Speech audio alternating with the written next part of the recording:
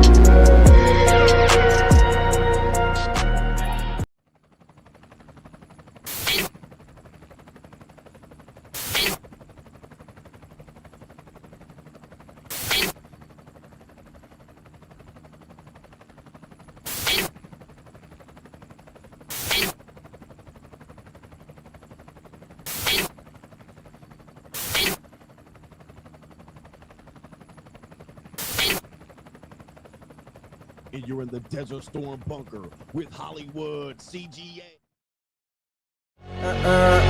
Yeah. Legends ain't born, they built from the grind. From benches to banners, we sharpen the mind. We sharpen the sword and promise and swore that we going hard and leaving it all on the floor. Ayy, yeah, we going hard and leaving it all on the floor. Ayy, yeah, we going hard and leaving it all on the floor. Legends ain't born, they built from the grind. From benches to banners, we sharpen the mind. We sharpen the sword and promise and swore that we going hard and leaving it all on the floor.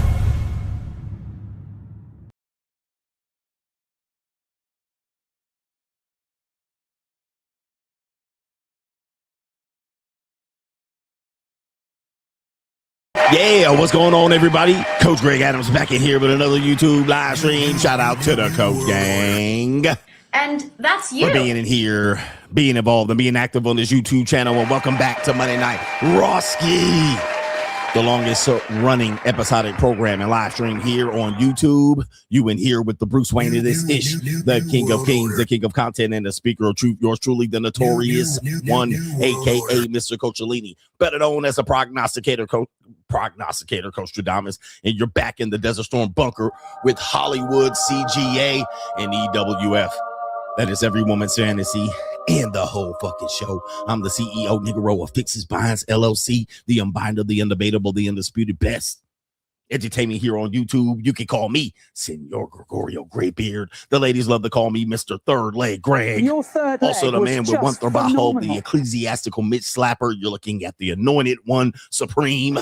Acknowledge. The founding father of the After Pill, the junior college sociologist, the Morpheus of the Baby Matrix, just Chocolate and Confucius, the Black Moses, the Deliverer, also known as the man that walks in the spirit of Elijah. I'm the man with more nicknames than anyone in the game, but in case you forget those names, just call me the Benevolent Monarch, CGA, see God Allah, and you're looking at the world-class, notorious, 14-time demonetized champion of YouTube. Anybody see the Michael Jackson movie?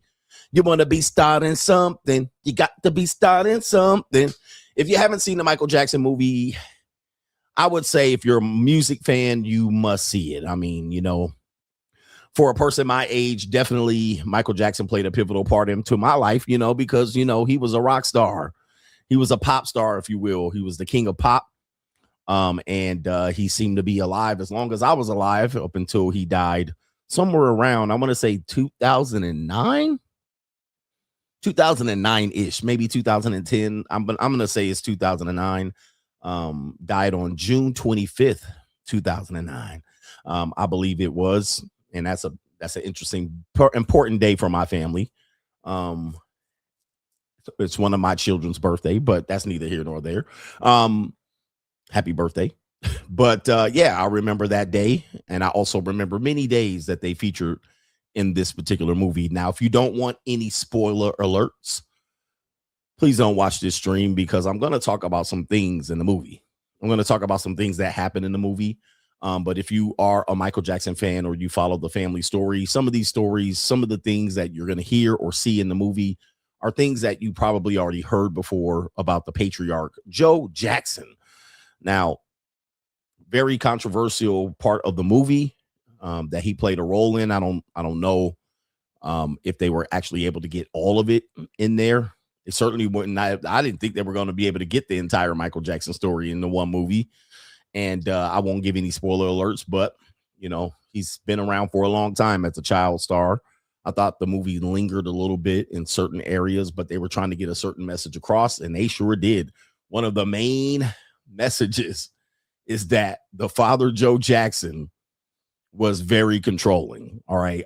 And that was played a pivotal role throughout the entire movie. Not a surprise, but it was good to see how they laid it out, and where they placed the blame, where the fear was, and all of that. So it wasn't a surprise. That has been something, a narrative related to that family for a long time. So we're going to talk about that. Our Black fathers demonized. And this movie definitely does depict this particular Black father as the demon in there. And he was actually portrayed as a clown towards the end of the movie. All right. He was definitely portrayed as a clown, all right, by the end of the movie, with some parts where he just basically looked like a buffoon. Are Black fathers demonized, or do they deserve more credit? We're going to take a look and go, you know, are the Jacksons anything without Joe?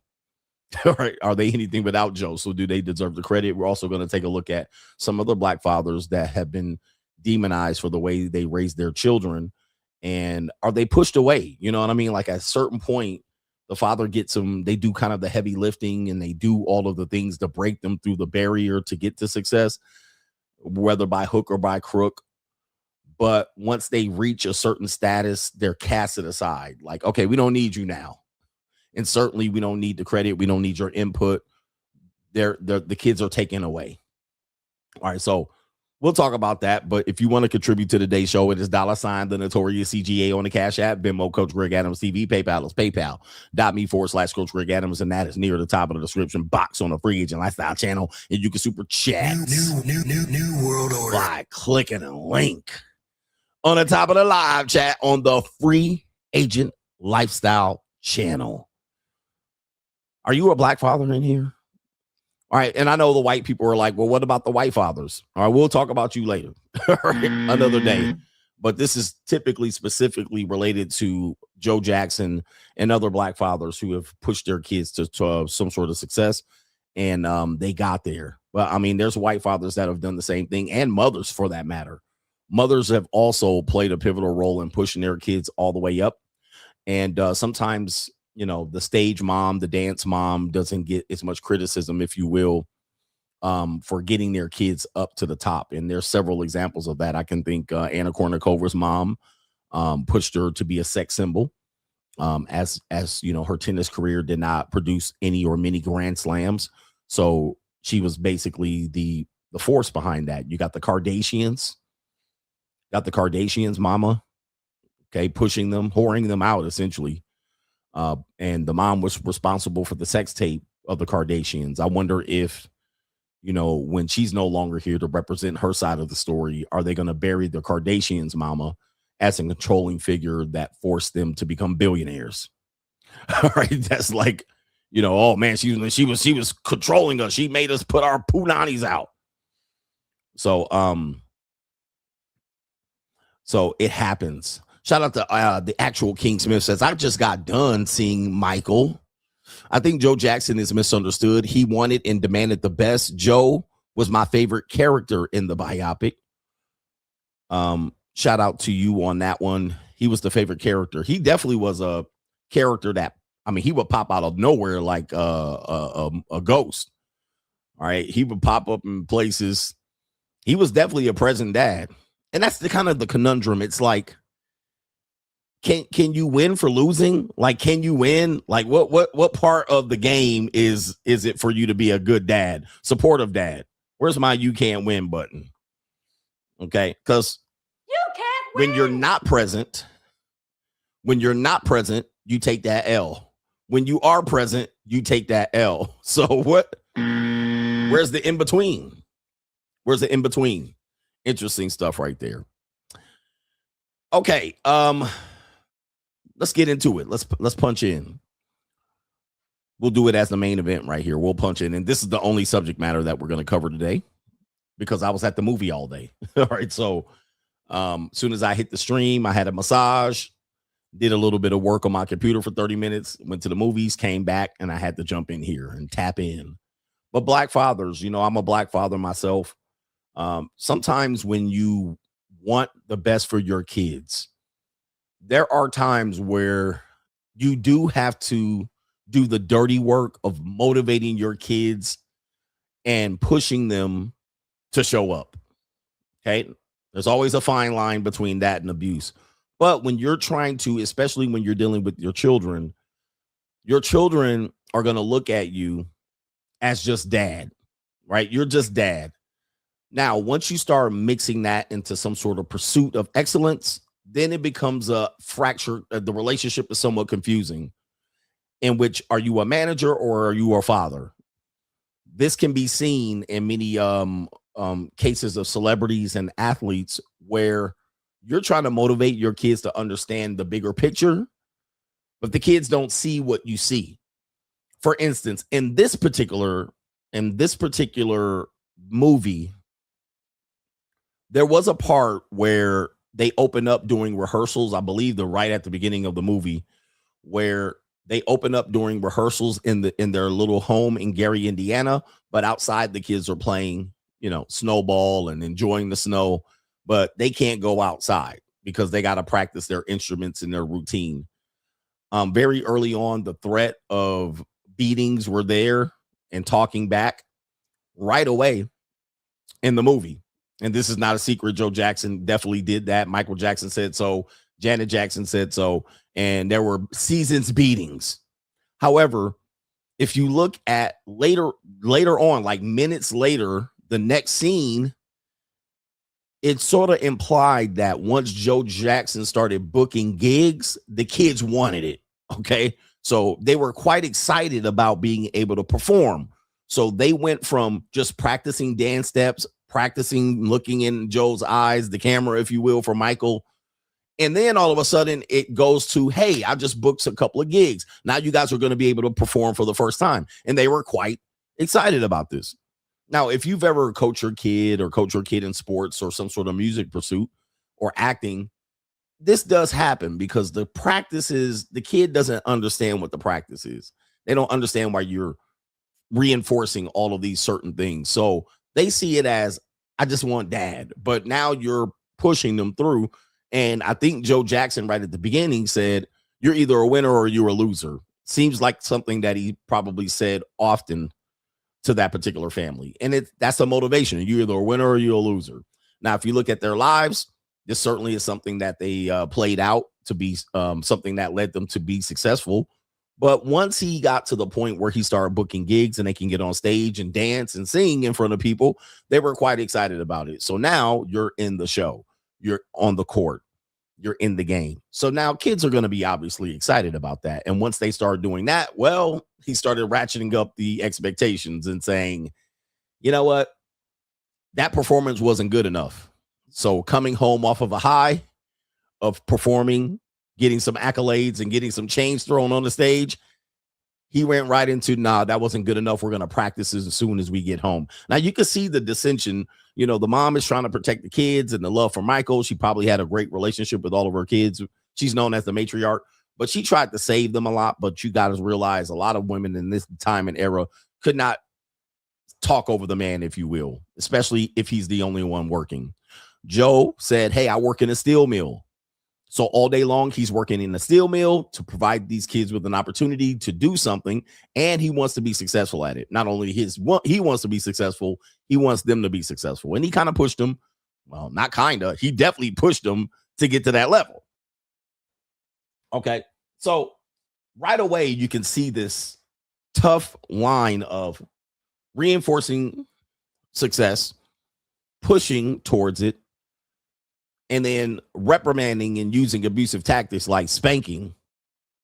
And they only showed Michael getting that belt. They didn't show the other kids getting that belt. And there were some other kids that didn't appear in the video, in the movie.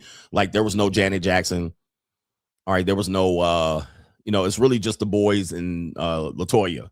They didn't show Reby. They didn't show there was another one.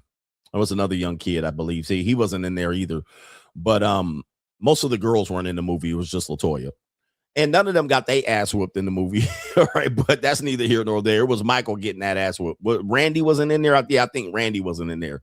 Marlon was in there, but Randy is the 6th Jackson brother. And he later joined the group later, but he wasn't in the movie as well. So anyway, and I don't know why. I mean, I'm interested. I'm probably going to look it up and see why they weren't in the movie, but maybe they didn't want any representation in the movie. I get it. You put too many kids in the movie, you don't know who's who. You're like, who is that? So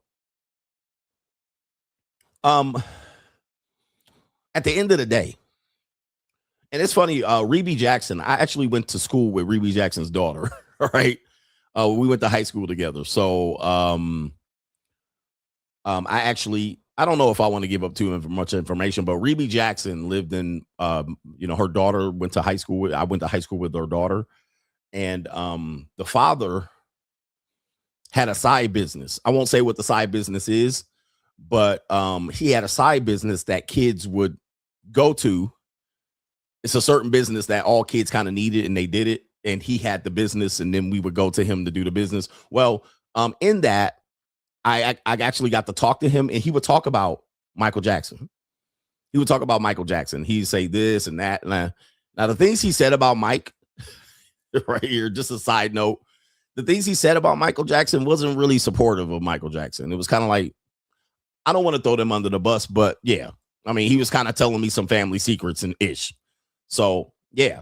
And somebody said, was she fine? Yeah, hell yeah. She was good looking. But she was actually a very quiet woman. I think I was a senior and she was a sophomore. I was a junior. She was a freshman. And if I remember, we never talked my whole time there, right? We never talked at all until like the last 2 months. Of my senior year.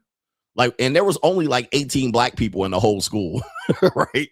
We never talked the whole time until like the last 2 months. And then she kind of came out of her shell with me. And I was like, damn, why didn't I talk to you the whole time? Because she was hella cool.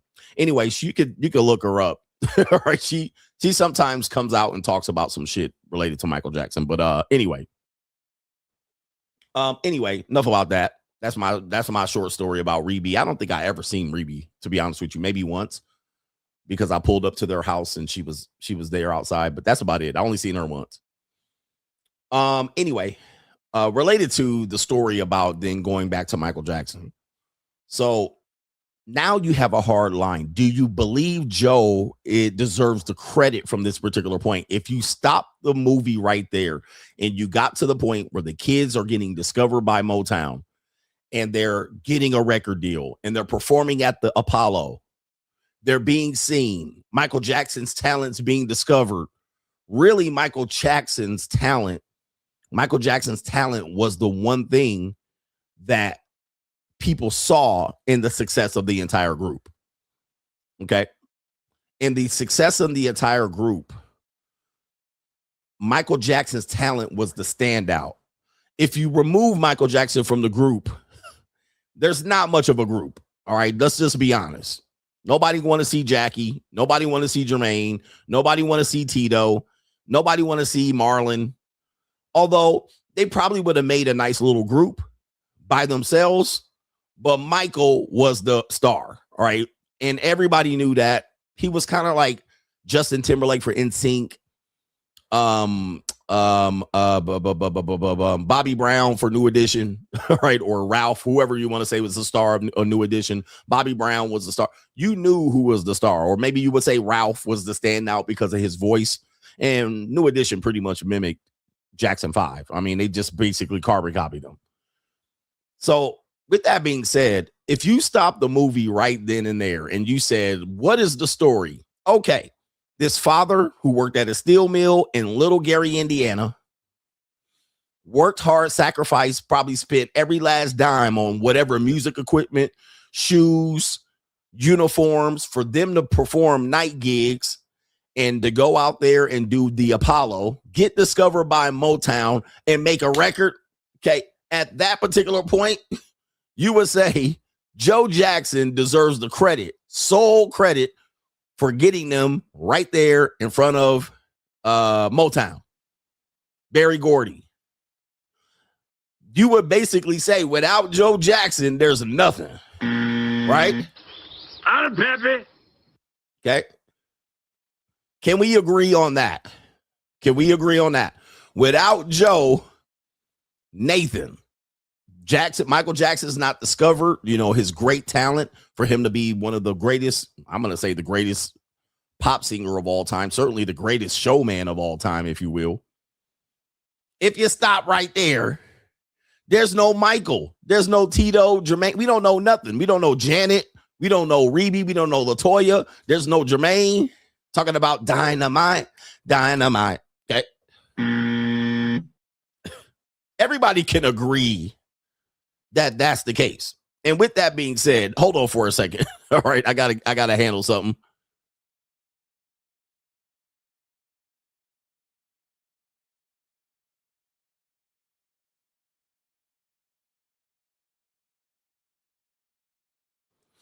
Okay, I'm back. All right, with that being said, sorry about that.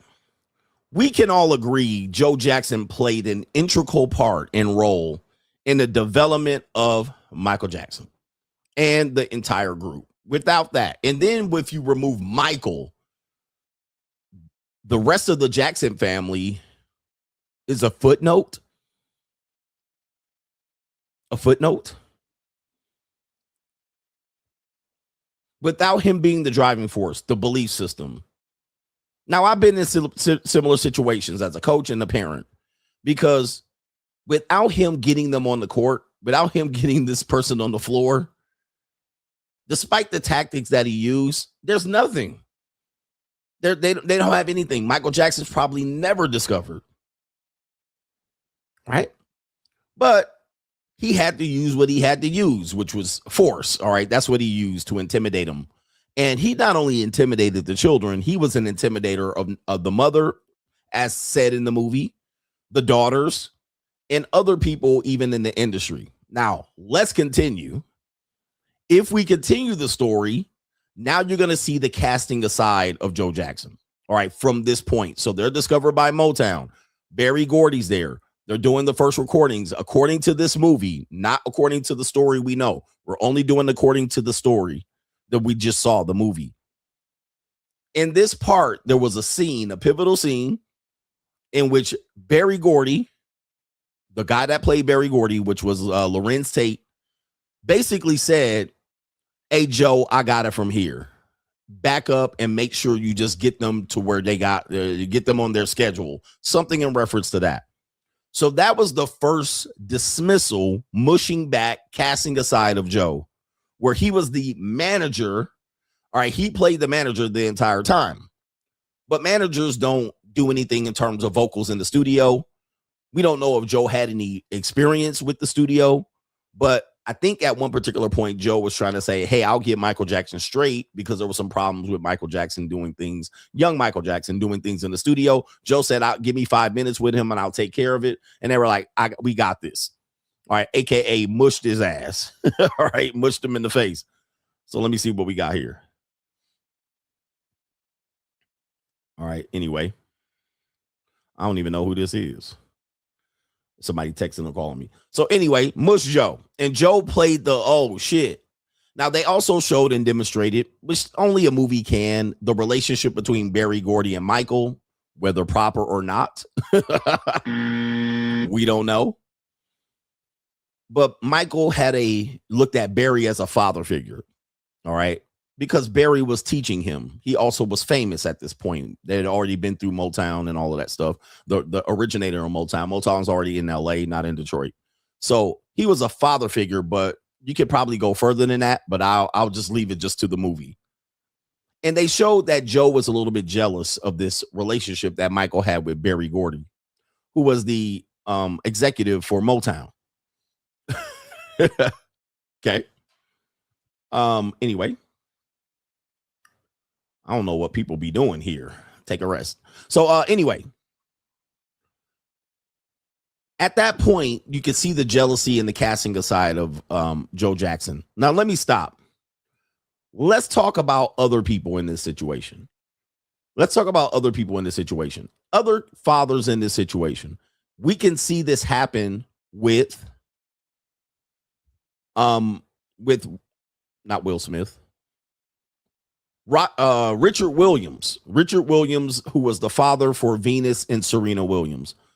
So if we take the Serena Williams and Venus Williams story, and I was there for the entire thing, they were talking about there's a black girl playing tennis. I don't know if you know how big of a deal Serena Williams was for tennis as a young 14, 15-year-old young lady. Wearing she had those little beads in her hair. she was wearing the beads, and for her to be a black tennis player coming out of Compton, that was a big deal in the 1990s, if I'm not mistaken. That was unheard of for even a black tennis player, black female tennis player at that. There had been black female tennis players, but for somebody like Venus, it was for Venus, for her to come out of this particular camp untrained. Most kids go through the tennis circuit. My daughter was on the tennis circuit, and you go through the circuit. Like you go through junior nationals, you go through local competitions, junior nationals, and then if you can show some prowess, you go to the factories, and you're separated from your mom and dad. You're separated from them. They take you away no matter who you are, where you came from.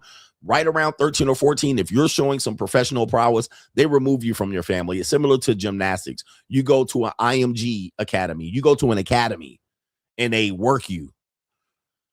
So in this situation, Richard Williams is doing the old shopping cart on Compton tennis courts, which were probably terrible facilities. I'd never seen the movie with Will Smith, so I can't really say.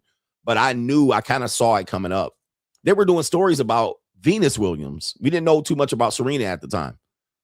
And they were like, this girl is going to be the next thing. So what happened was once Richard got the story, he got her to have that breakthrough, that belief.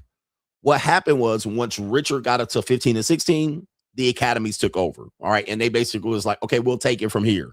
So that's the casting aside of the father. Now that's normal for that industry.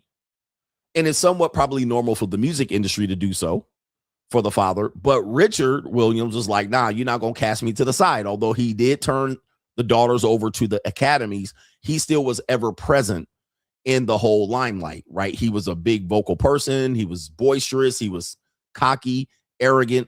He didn't want to take a back seat like most parents do because he's a black father. He's like, I want you to do what's right for my daughters. In the Michael Jackson scenario, same thing. Now, going back to now LeVar Ball, another example of a father that did the groundwork, got him to Chino Hills, AAU basketball. I remember when I remember being in California at the time about the Ball brothers back then. And they were talking about there's these three brothers that play on this high school team. They said they're incredible. And at the time they had beat like Modern Day, which was a top program, and they spanked them. And it was like, you got to see these three brothers. And that was when Lonzo was relatively young. I think he was a junior or a senior. And they were like, oh, he going to UCLA. He might this. So by that time, you're hearing about LeVar Ball once Lonzo's coming up. Now they're getting national attention. Lonzo Ball, similar to Richard Williams, similar to Joe Jackson, they tried to mush him aside. They tried to push him aside like they did Richard Williams, like they did Joe Jackson. All right, we'll take it from here. But LeVar Ball said no. All right, no. I'm going to take it from here. I'm going to control where they go, control where they play, the AAU program, the circuit, what shoe company is going to represent them, and what schools they're going to go through, to the point where they even got the coach fired at Chino Hills, and they all had to leave Chino Hills. And some of I think the route that they took for them to get to the NBA, at least certainly for the younger brother who now plays for the Charlotte Hornet, they didn't even go to high school. One was playing basketball in like Serbia or Croatia. That was the middle brother. Then he actually went to UCLA. Then he played ball in Serbia. They didn't even go the high school route. The other one ended up having to go play in Australia, but they were playing I think they even played professional ball, and they were high school level. What happened was LeVar Ball, they were trying to push him to the side. I don't know if you remember Christine Leahy. That woman was laying into his father tactics, right? So right away, what I noticed about these three fathers, but certainly about fathers in general, and definitely about black fathers, is they start to question the way you raise the kids. Okay. They start to question how you raise the kids. Even though your kids are successful, what they try to do is cast you to the side and question your parent tactics. And they try to protect the kid. In the Michael Jackson movie, Christine, I believe that her name is, the mother, tried to protect Michael. When it comes to Richard Williams, the media tried to attack Richard Williams. When it comes to LeVar Ball, everybody was attacking LeVar Ball as a father, questioning his father. Now, his father's skills. Now, here's the problem. If you remove LeVar Ball from the Ball brothers story, there's no Ball. There's no Ball brothers. Kathleen, not Christine. Catherine, thank you. So if you take LeVar Ball from the Mellow Jello and Lonzo, you probably don't have the story that you have today. Although he made mistakes, but if you look at what he did after the emotions are removed, he was a good father. If you take Richard Williams from Venus and Serena, you don't have Venus and Serena at all. They're not discovered playing tennis in Compton. As a matter of fact, if I'm not mistaken, didn't one of their half sisters get killed in a gang shootout in Compton? Okay. Didn't one, and somebody mentioned Matthew Knowles, which is another one that we need to talk about. Thank you for that, T Diamond. If you remove Richard Williams' pushing of Serena and Venus get shot and killed in Compton. Like, we can show you that close. Okay. We can show you that was probable. It's probable to believe that they're just two tall strags running around. So we got a Serena Williams half sister getting shot in a gang shootout in Compton. So Richard Williams shielded the sisters from this, and they're not Serena and Venus without that. You got Michael Jackson, Joe Jackson. We don't have Michael Jackson. And then T Diamond mentioned Matthew Knowles, who constantly gets shitted on as a father that produced Beyonce. Now, throwing the Matthew Knowles in there. Matthew Knowles gets shitted on to this day by Beyonce's fan group, because he'll come up there, and I think at one point he said, what's her name? Knowles? Tina. Matthew Knowles famously said, what did Tina Knowles do? What did she do? Now, if you ask Beyonce's fans, they're going to say, oh, she did their hair. She came up with the costumes. Okay. Now, I'm just saying, that was all pivotal shit. She did their hair, they styling and all that shit, right? And yeah, I understand that. Yes, she did their styling and hair. That was important. But if you remove Tina, you can still hop their ass up there with them goddamn Afro puffs. They can still get up there and sashay and Shantae. You take Matthew Knowles away from Destiny's Child, there is no Destiny's Child. There's no Beyonce, bottom line. Now, of course, because we like to cast aside fathers, we can simply say Matthew Knowles is a hater of Tina. But that's not true. He just basically saying, I did kind of what Joe Jackson did, what Richard Williams did. I did that early groundwork, that sacrificing, making them do their dance steps, hiring choreographers, going and talking to managers, going and talking to record labels. He got him the first record label deal, and apparently that didn't work and it fell apart. Got him the second. Okay. Got him the second deal. And the whole time, what you'll discover is that behind the scenes, the mom is trying to stop this progress. Okay. You're going to understand this. And even the Michael Jackson story, the mom is like, no, Joe, that's it, Joe. And while he's pushing them, using whatever he's using to put, she's stopping him the entire time. Don't do this. The movie will show you. No, Joe, take it easy. They don't need to rehearse. They don't need to practice. They need a day off. They got school in the morning, right? And more or less, she's looking out for the boys, but she's also stopping the progress. In a situation where you got Matthew Knowles, I'm pretty sure Tina was like, why are you doing this? We wasting money. You need to go get a job. You know, you useless. I'm going to divorce you, so forth and so on. As a father, I can understand that. That's somewhat happens. You have a saboteur. What they're trying to do is protect the kid's feelings, right? Catherine in the movie with Michael Jackson, she's protecting his feelings, his sensitivity. She understands that part, his mental health, if you will. Mothers want to focus on that. They don't see the bigger picture because it requires a man to have vision. So they're thinking of the kid's feelings and, of course, abuse. If she's a victim of abuse, she's trying to put a stop to that. But if she's successful, the kid's stunted. The kid goes nowhere. She basically then has to babysit 9 kids that will become incredibly nothing, right? So I'm looking at it as, yeah, Joe Jackson used certain tactics that are clearly abusive. You know, using the belt, intimidating children and shit like this. But when you get them to a certain point, the dad does all this heavy lifting, coaching, belief system. They then get them to that point of discovery and then push them away. And in this movie, that's what we saw. Once they got to Motown and Berry Gordy, there was the pushing away of Joe Jackson, just like they pushed away or attempted to push away Richard Williams. They didn't do that to Matthew Knowles. Then they pushed him away now and give him no credit. They give credit to Tina Knowles.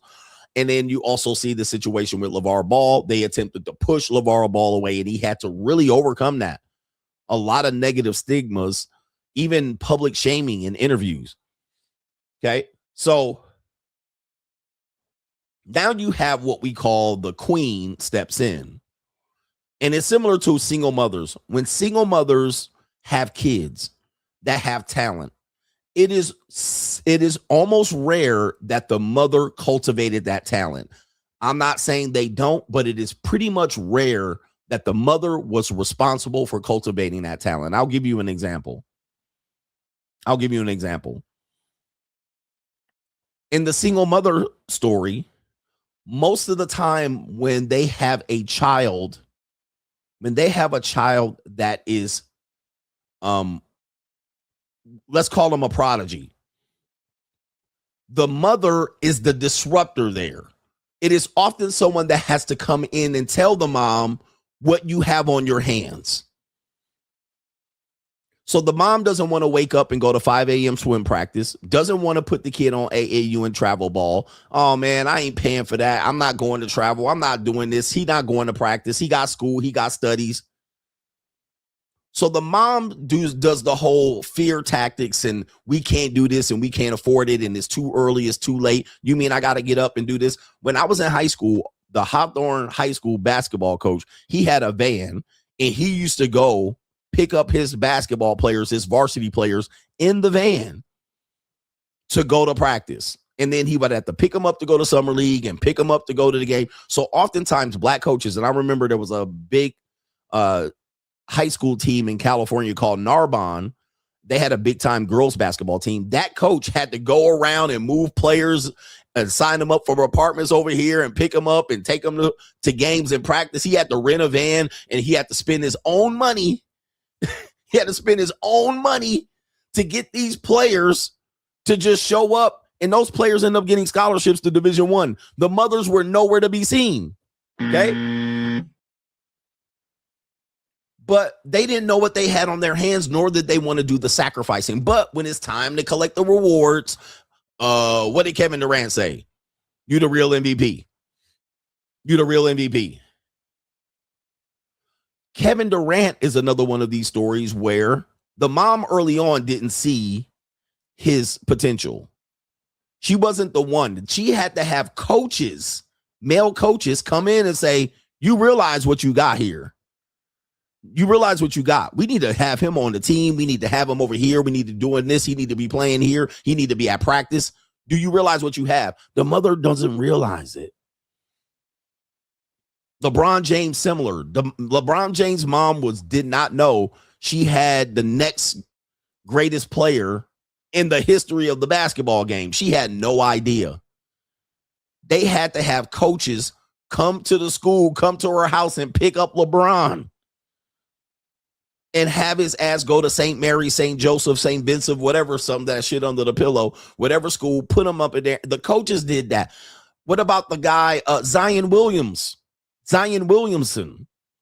The mother didn't know what she had. She had to have the stepdaddy go out there and coach Zion and put him on all these teams and X, Y, and Z. The mom wouldn't have done that. But as you saw, once the draft happened, Zion Williamson was crying for his mama. So it's bizarre. He didn't even, Zion Williamson on draft day, number 1 pick, don't even mention the stepdad coaching. Don't even mention the stepdad coaching him. Zion Williamson, father, stepdad, was the AAU coach. Okay. He was the AAU coach for Zion. He was the one training him. And when it was time for draft day, my mama, Zion Williamson. Now, somebody mentioned this person here. I Show Speed is another one. I Show Speed also was, before he became successful as a streamer, the mom was trying to stop him from streaming. You too loud. Why you streaming? You got to do your homework. Blah, blah, blah. You wasting your time through a monkey wrench. But then you saw mom begging for money once he became successful. You see what I mean? Like, people don't realize that, unfortunately, we have to take that into consideration when you talk about the Michael Jackson story, because without Joe, they're irrelevant. Without LaVar, there's no Ball brothers. Without Kevin Durant's coaches, there's no Kevin Durant. Without LeBron's coaches, there's no LeBron. Without Zion Williamson, stepdaddy, there's no Zion Williamson. Without Matthew Knowles, there's no Beyonce. But what tends to happen is the pushing off, the discarding of the father, because the father wants to continue where he left off. So that's where we get to Michael Jackson. So once Michael Jackson's discovered, he's going through the whole transition, the Berry Gordy, the Motown. Joe Jackson still wants his input. He still wants to coach him up. But because they've shunned him, they've discredited him, they've embarrassed him, he no longer has that control until they're at the house. And that's what they showed. Joe ran a boot camp at that house. He didn't let them move, didn't let them leave. He pretty much kind of had the stunted, Michael Jackson had the stunted growth. That Michael Jackson displayed a lot of stunted development. And he will probably admit that. He would be watching movies with his mom. He had animals and llamas and rats. He couldn't make friends, obviously, because he was a young talent and a prodigy. He was often misunderstood and shit like this. Like, I get it, you know what I mean? But he was like a baby.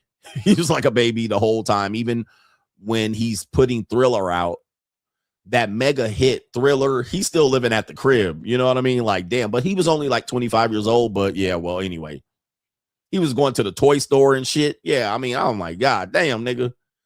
And he, Peter Pan, Neverland, you know, hanging around kids and boys. I you know what I mean? Like, yeah, I don't know if they're going to feature that much in the movie. but he definitely had difficulty, whether it was because of Joe reigning terror over the family and prevented this, because this is not only with Michael, this is also with other kids. And I will say this. They also were Jehovah's Witnesses, which they had a little bit of innocence growing up, sheltered innocence. So that I think might have played a part in their stunted development too, because, well, you're not exposed to the outside world. Everything is bad. And it stunts the development of kids as well. So it makes it a little bit difficult. So I think they mentioned the Jehovah's Witness thing one time, and I think that was during a prayer, but they really didn't talk about that. But I would probably venture to say that probably also had played a role, especially with the mother probably was the primary Jehovah's Witness there. But anyway.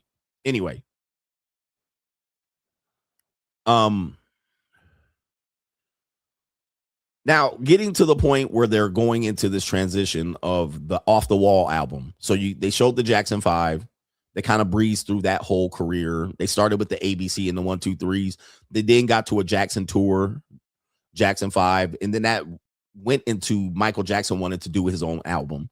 And that showed then Joe in the movie, in this particular part of the movie, not the main story, but in the movie, they showed that Michael Jackson feared Joe. He wanted to do his own solo album. He had other people do the dirty work to tell Joe. Joe still says Michael Jackson's on Jackson 5 duty primarily, but if he wants to cut his own album, he can do so. Okay. So the Off the Wall album is what's produced. Great album, probably much better than all of the other albums he's ever done. And he does that album, but he's still living at home. He's still under control of Joe. But it showed that Joe was trying to exercise this control to look out for the other boys. And that played a role, which I think people missed. They demonized Joe, but he also was trying to look out for the other boys, which I'm like, damn, shouldn't he get credit for that? Shouldn't he get credit? But instead, they were like, he was trying to not let go of Michael, but he always was saying, what about the boys? See, Michael was the shining star, but without Michael, the Jacksons are nothing. So he's trying to keep Michael close to the family so that the boys can get the benefit, right? He's like, look, what's going on with Jackie, and these niggas are going to be nothing, right? These young boys going to be nothing, but what about them? So he's trying to keep Michael close to feed the other boys. Even towards the bitter end of that movie, he still was like, hey, what about the boys? It's an important part, because that then you have to give him credit for. His tactics of abuse, you have to say, yeah, that's important. You have to demonize him for that, because, yeah, they only show Michael getting that ass whooped, right? But when he was trying to look out for the family and the boys, he knew that the boys would falter and fall. They could not stand alone. Solo records. I mean, Jermaine had a couple of records. Jackie had nothing. Tito, nothing. Not very much. His sons ended up being singers. Randy, nothing. Marlon, nothing. I mean, none of these people produce anything after Michael. So he was trying to look out for his other sons, as opposed to the controlling of Michael Jackson. He couldn't let go of Michael. He's a star. He's the greatest star that almost ever walked the earth. So you would understand why he would have to keep him close, right? But he deserves the credit for looking out with the boys. But now here's what happens. Michael Jackson has a great Off the Wall album. He wants to go into the Thriller. He's recording the Thriller. They showed that part. Fantastic. It's good to see that, because that's really when me as a kid caught on to Michael Jackson, kind of coming off the Wall, going into Thriller. And that's where I caught on to the Jackson 5 as a kid. And he was a mythical creature. I can get it. So it showed that development going in there and some of the things he considered to put into the album. That was great to see. But here, then it gets a little bit weird. This is where it gets weird. When Michael Jackson records Thriller, he's still at home. He's still being a little bit of a child. He can't release himself from Joe. This also plays into Janet Jackson's career. So I'm just going to lean on and say that probably was true, because they then blame Joe Jackson for Michael Jackson's hair getting caught on fire. which led him into using drugs that later killed him. I don't know if you guys are going to understand. They're going to weave that in there, but they literally set that up. So when Michael Jackson Thriller popping off, they show him at the Motown 25. Before they show the hair on fire, they show Don King, spoiler alert. They show Joe Jackson, the characters, meeting with Don King, the character, going, we're going to do a victory tour with the Jackson 5. They just call the Jacksons at this point because there's 6 people now. There's Randy in there doing nothing but jumping around, right? But if you look at what they were setting up, they basically said Michael Jackson was forced to do the Jackson tour after Thriller, which I don't get. But Michael Jackson wanted to do the Thriller tour, which he never did. Isn't that crazy? Okay. Isn't that crazy? I mean, he never really did a tour off the Thriller album. That is madness. All right. That was a big airball. That's a big miss. And they're kind of blaming that on Joe, because what they did was he coming off Thriller. They said Joe said we're going to do the Jackson tour, which was the Triumph tour, the Victory tour. The Victory tour promotion was between him and Don King, linking up with Pepsi. Pepsi does the commercial where his hair catches on fire. His hair catches on fire and he has to do surgeries, multiple surgeries.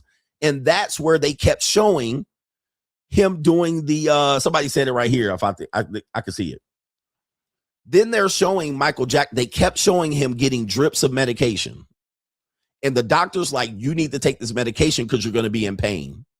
So they keep showing, anytime they show Michael Jackson in the hospital, they will show the drip of medication. He later died of this same addictive behavior, addicting to the medication. Because before that, he's like, I don't even want to take pain medication. They're like, you got to take the pain medication. So he's not on any drugs, according to this movie. The only reason he gets on drugs, prescription drugs in the hospital, propofol, right? That's what he died of, allegedly, is because of his hair catching on fire, which was Joe forcing him to do the Jackson tour. Okay. So in this, they're setting that up as this is essentially why he got onto that drug use, because they did the Jackson tour, the Victory tour. And like I said, what an incredible fumble, right? What an incredible fumble that Michael Jackson does not do a worldwide tour after Thriller. If Joe's responsible for that and he puts the Jacksons out there, well, let's just say this. The Jackson tour was the Thriller tour. Okay. That was what it was, right?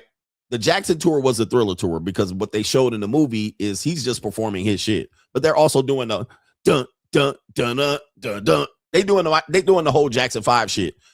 But that's the post-Thriller tour, which Michael Jackson becomes legendary at this point. You guys are going to understand he's a legendary. He's way past the Jacksons. But there's no Thriller tour. Absolute fumble. All right. And I don't know if he actually did one, but apparently that's what Michael Jackson was looking at. Like, I want to do my tour. I want to do my own thing. Jackson said, nah, you're going to go with the brothers. Now, they didn't show Michael Jackson getting on stage at the end of the Jackson tour saying this is it, where Joe's like, we're going to go international with it. Michael Jackson said this is it. Then they skip forward to the bad. All right. Now, if you haven't seen this particular movie and you don't want a spoiler alert, go ahead and stop the stream now, or at least come back in 3 minutes to 5 minutes. I'll give you 10 seconds. All right. I'll give you 10 seconds. So you got to realize almost 5 years goes by. According to this film, Michael Jackson's down on tour solo for 5 years. The whole Thriller album goes by, and then he doesn't tour until he releases Bad. I don't know, but I don't know if that's true, but that's what they showed. Crazy. Now that you're gone, the movie ends there. Okay. Which is not a surprise because I'm looking at the watch and I'm like, bro, we at the 2 hour mark now. I don't understand where we're gonna get to. We ain't got no touching on no kids. We don't got Never Neverland. Bubbles ain't smacked them in the face, right? We ain't got him getting married, him having kids allegedly. I'm like, we're at the 2-hour mark. There ain't no way. And yep, boom. The movie ends abruptly. So it ends right as the bad. He's performing I'm bad. That's it. So that the movie stops. At this point, they're gonna need 3 movies. Okay. Right? They're gonna need 3 movies because we're only at 1988. Michael Jackson dies in 2009. All right, we ain't got the hyperbaric chamber yet. We don't got this nigga like, bro. There's so much left out in this damn movie. They're gonna need 3 movies, man. 100%. And I'm like, it makes sense because Michael Jackson been around for 50 years. He was famous for 42 out of 50 years. So there ain't no way we gonna get it through part 2 either. Yeah, we don't got the Elephant Man's bones. We ain't got Lisa Marie Presley.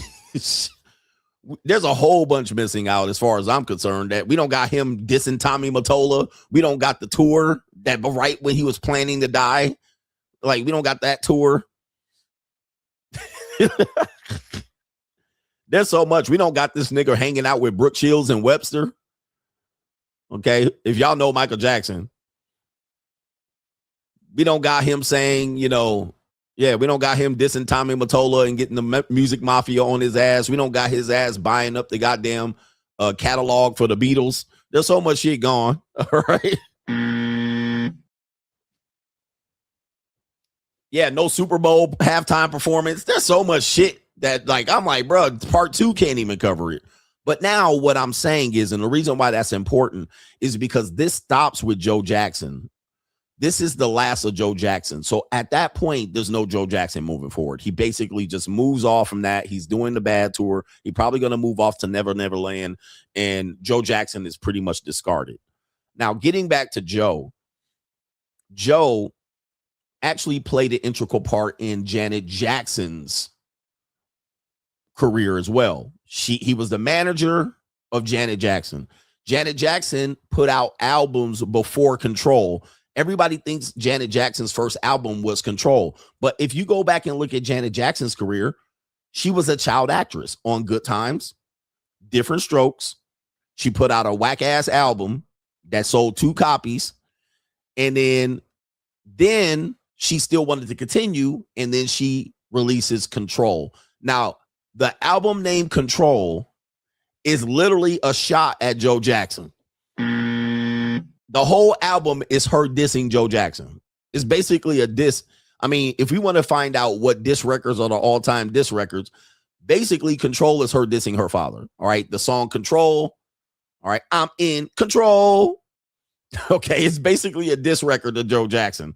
What happened was she wanted to be released from the control and management of Joe. This is probably around the same time Michael Jackson's in the Thriller stage, right? Going into bad. So this is probably around the same time, right? If I'm not thinking right, this is probably post Thriller. So Michael Jackson's trying to shake Joe Jackson, and so is Janet. So Janet leaves and goes to Memphis to work with Jimmy Jam and Terry Lewis, which are the producers for the time. And also they are direct descendants musically to Prince. She's leaving Joe and to go to these guys. And of course, they're wild guys. And she's a teenager at the time. She basically like 18 years old, if I'm not mistaken. She barely old enough to do anything. So she's going off and leaving and going to Jimmy Jam, Terry Lewis / the Prince family in Minneapolis, which a lot of people do, and they do very well. Those are legendary producers. All right. I don't know. Are Jimmy Jam and Terry Lewis better than Dr. Dre lineage-wise? They produce everybody. Everybody came out of there, bro. There was somebody that just recently heard that came out of that camp, and I was flabbergasted. I was like, damn. But yeah, she went out there and made made Control. And it says right here, 1986, Control was a direct result of her decision to end her control over her career. And it says right here, Janet Jackson revealed that it became difficult for her to say no to her father. She felt she had to remove him entirely from her professional life to do the things she wanted. It says right here, Janet did not initially want to be a singer, but as she noted, Daddy had other plans. So she didn't even want to be a singer. Now, here's the thing, bro.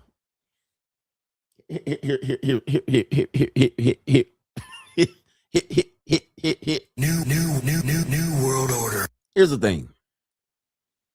She said, I did not want to be a singer, but Daddy had different plans.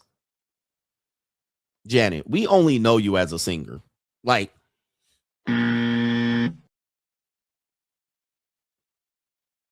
like, again, this is one of those strange, hard decisions that y'all have to make to say, do we demonize him or do we give him credit?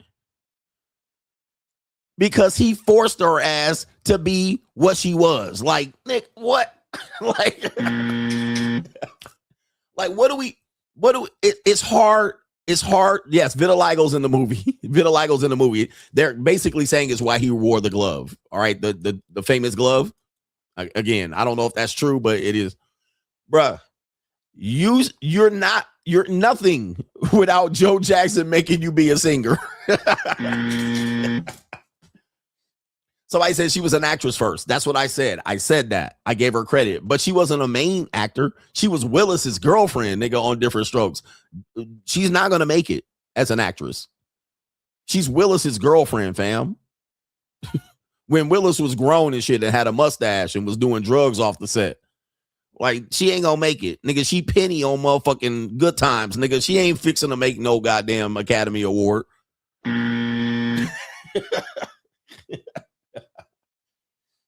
All right, shout out to Willis.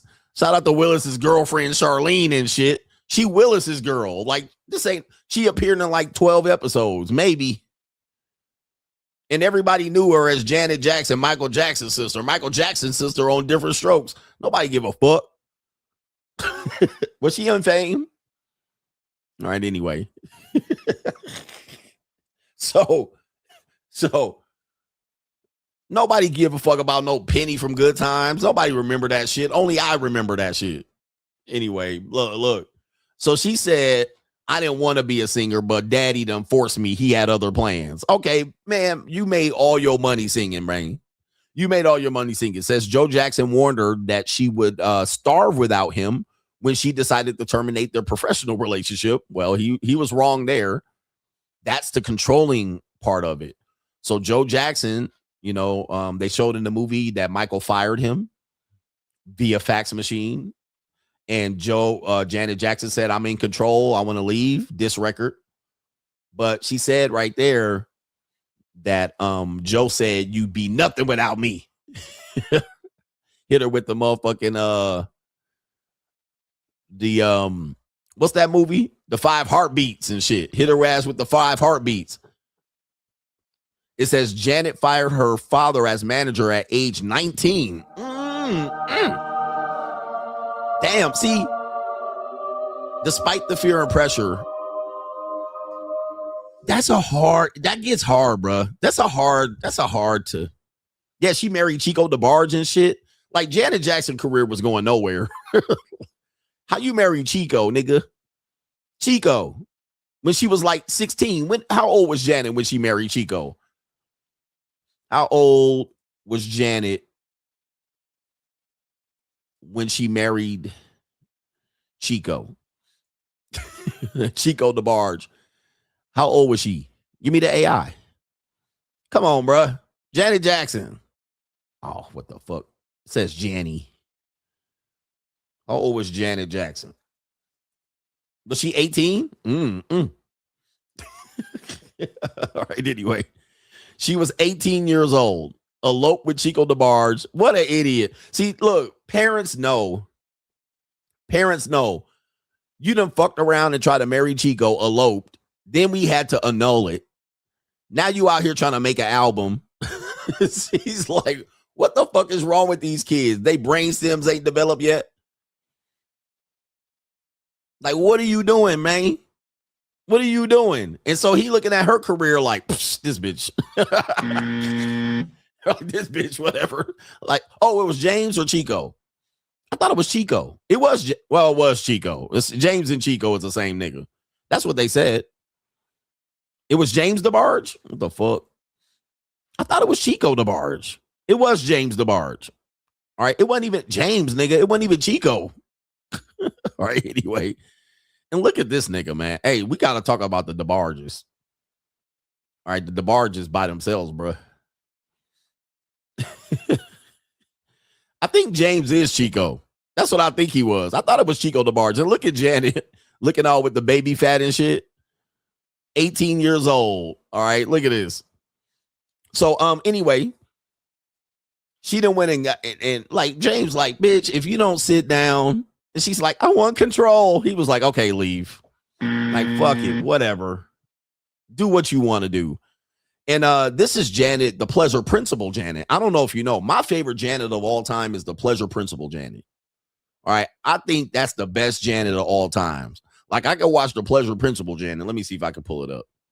I can't play the video.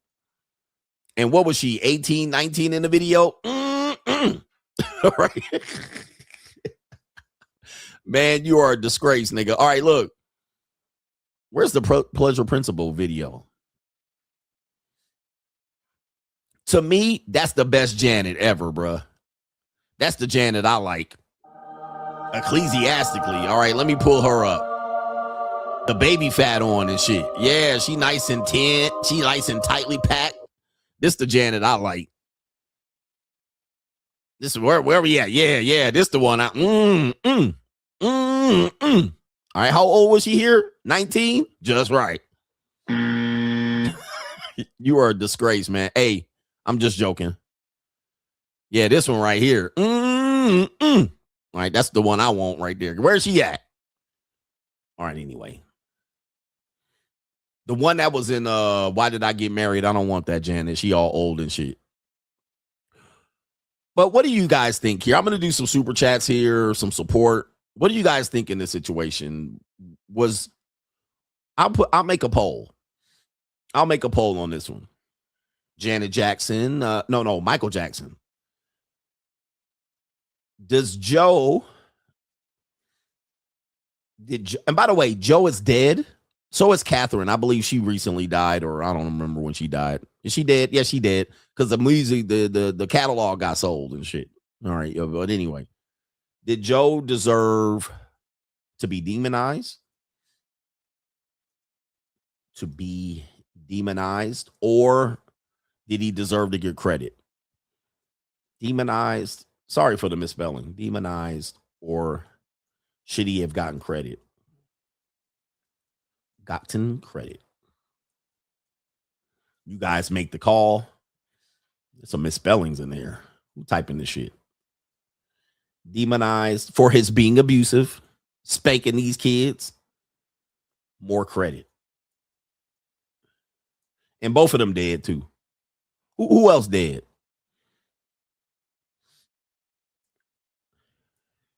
Catherine is still alive? Is she?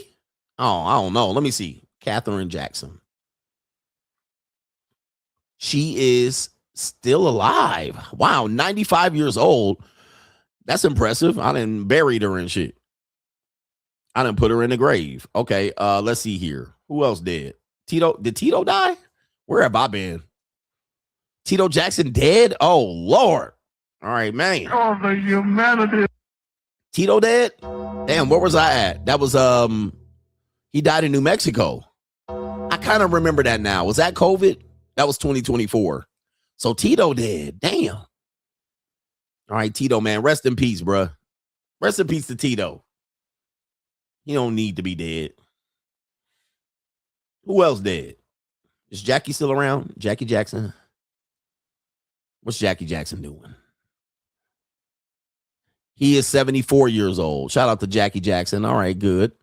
Okay, here it is right here. Let me see here. All right, Jackie Jackson has something to say. All right, Jackie Jackson has something to say. Jackie Jackson is clearing up a misconception about his family ahead of the release. Hey, maybe he's gonna, okay, maybe Jackie Jackson's gonna step up for his daddy. Jackie, who was the oldest, second oldest. I think Reby was the oldest, but Jackie was the oldest brother, if I'm not mistaken. I might be wrong about that. tells people at the movie premiere in LA that he and his brothers wanted to be entertainers growing up. Oh, a lot of people think my father forced this upon us, says Jackie, age 74, says of the late Joe, who was both a patriarch and manager of the pop group. No, he did not force us. We wanted to do it. Hello. Oh, shit. Oh, this clears some shit up. This clears up some shit. Okay, Jackie comes in and saves the day. It says right here, somebody commented, Michael said in an interview that he appreciated Joe's push of him and his brothers. The whippings and his control are a different conversation. So that's where both things could be true, where the whippings and the controlling mechanism is bad, but they're saying they wanted to be out there dancing and singing. Now, I can tell you 100%, the movie did not show that. The movie did not show that the kids wanted to be out there practicing, that they wanted the fame. I think they kind of hinted at maybe they didn't have a good childhood, meaning that they didn't get to go play outside. Michael was isolated because he was famous at 10 and he didn't get to have friends, right? That's a famous thing Michael Jackson is rested on. But as you can see, I'm glad we found this and look up Jackie Jackson, said, nah, Joe was the reason. And if you take the movie, they made Joe look like shit, bruh. But in fact, the kids are, at least a few of them have defended him. No, we wanted to be up there. We wanted to be singing and dancing. We wanted to be famous. We wanted to be entertainers. Even Janet Jackson said, well, I didn't want to sing. I wanted to act. I wanted to be an entertainer. So it is true that this movie definitely did demonize Joe Jackson when in fact it shouldn't have gone that far. They literally dragged his ass the whole movie from the beginning to the end. All right, I don't know who's responsible for that movie. Also, can I say this? They made the who-ishes look really good. I'm not going to say what race, what people. We know I can't say that. Okay. They made the who-ishes. They had a couple of executives, lawyers. They had a record label executive, a you-ish, that was responsible for getting his video seen on MTV, which we knew about that, but they gave credit to a you-ish executive. They also had, they were the father figures in the movie. Barry Gordy was the executive, the you-ish executive. They made him look great. And then there was a lawyer, AKA, I guess he served as a manager. And he was responsible. I guess he was attached to the Beach Boys. They made him look good too. They definitely made it look like those people took care of him. And also the bodyguard, which the bodyguard was there. It looks like he was there for several decades or at least 15 years at this point. I don't know how long he lasted, but they made the bodyguard a light-skinned, freckle-faced bodyguard. They gave him a lot of props too, of supporting Michael Jackson and being his chauffeur and protecting him and being around where he, would be shopping for toys. But yeah, man, that was an interesting movie. I would say go see the movie if you're a Michael Jackson fan. But just note that I think they did Joe a disservice. Like, they could have showed the beating part, but they never showed him in a positive limelight. In fact, there was a scene where when he and Don King were together and they showed, Don King by itself, but they showed Don King and they had him dressed up in a black pinstripe suit, I believe a red tie, and they were sitting by a fireplace smoking cigars. Now, I don't know, in a dark room. That whole portrayal showed Joe as sinister. He had sinister motives. He also sinister in dealing with Don King. Let's see if we can get a screen clip of that real quick. Joe Jackson. That's a sinister black pinstripe suit. That's very mafia-ish. Cigars, fireplace. Don King in the movie. See if we can get a screen cap of that. All right. Yeah. It's probably way too early to get a shot of that from the movie. But they definitely showed them very sinister. They had their voices all gruff and growling. They showed the kind of the nature of Don King being a sinister character and figure. And again, that ended up leading to Michael Jackson getting his hair burnt. And then leading him to, I guess be hooked on medical drugs. Although we do have Joe Jackson in that same suit here. All right. So it's interesting. There is a real picture of Joe Jackson in the same suit. There's the black pinstripe suit right there. But yeah, he definitely looks a lot sinister, gangster, from his era. That would be definitely a dress outfit from his era, black shirt. So that's kind of the outfit that he had on in that scene with Don King smoking the cigar. Let's see if they got a screen cap of it. No, they don't. Interesting movie, though. I'll do the super chats. Even Catherine told Michael if it wasn't for Joe, he wouldn't have been who he became. Shout out to them. I mean, I hope that's the case. I'm just going to say, unfortunately, the way people move, we take these movies, these biopics as gospel. Because, I mean, that's just how people are. We're lazy. We don't want to do the research. Any biopic that I've seen has left out a lot of details. Any even documentary that's from the actual person, even autobiographies leave out a lot of details. I mean, the Tupac biopic garbage. I mean, I'm looking at it as a person that remembers Tupac. I don't remember some of the stuff and the way they frame things. And of course, with movies, most of times, like the OJ trial thing, I remember they came out with a movie with John Travolta. It was a TV series with Show Me the Money. They played the OJ thing, which was fantastic, but I was like, some of that's not true. And because movies, Straight Outta Compton, I saw Straight Outta Compton and I'm like, yeah, they're framing it, but even people come out behind and they say it's not true. Same thing with the Lakers Showtime. They made Jerry West look like a maniac. And they had Magic Johnson doing things. And it's like, they even came out, the Lakers players, when they were showing that TV series, they were like, that didn't happen. Jerry West wasn't like that. But they make it like that for dramatic purposes. And what they'll also do is they'll reframe history and put 5 events into one. So they'll say something happened, but they'll take, in the movie, something happened in their story, but it was 5 different days. It could have been over a year or 2, but they'll take it and put it into one scene. And they'll be like, oh, this happened. Now, here's the problem. People are lazy, so they're not going to find out. They'll just take the movie's word for it. An example of this is in the movie with O.J. Simpson, or the TV series, which was great. One of the lawyers passed out and had a hospitalization issue, and it kind of showed that that's why they went for Christopher Darden.